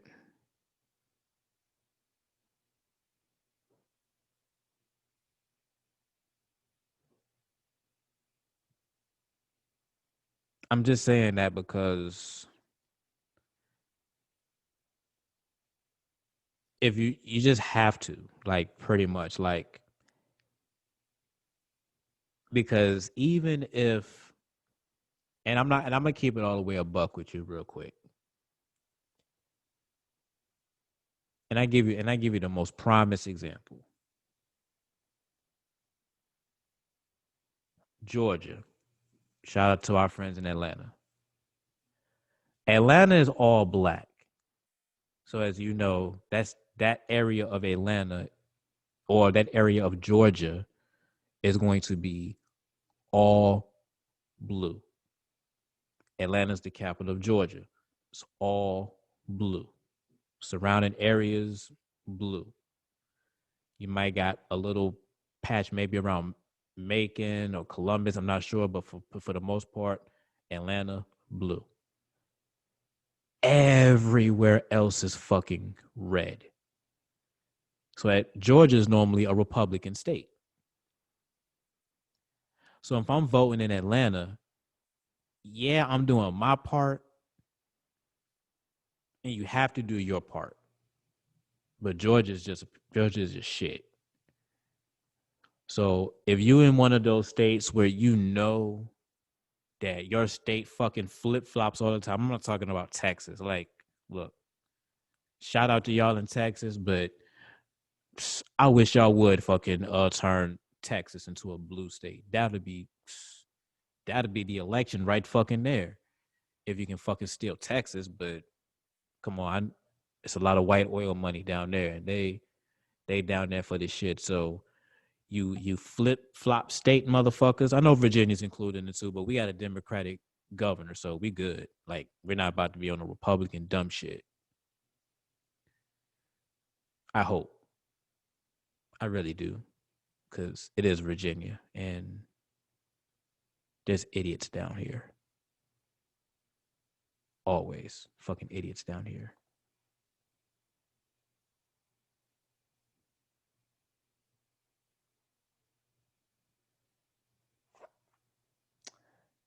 That's pretty much it, because I have to edit all of this shit, and this is going to take a lot. So good looking for listening to the SS Experience. You can download it on the SMG Podcast Network app. Download it on all your Apple devices. Android, I really promise I'm getting to you. Maybe something around the holidays. COVID got the streets all the way fucked up. It be like that.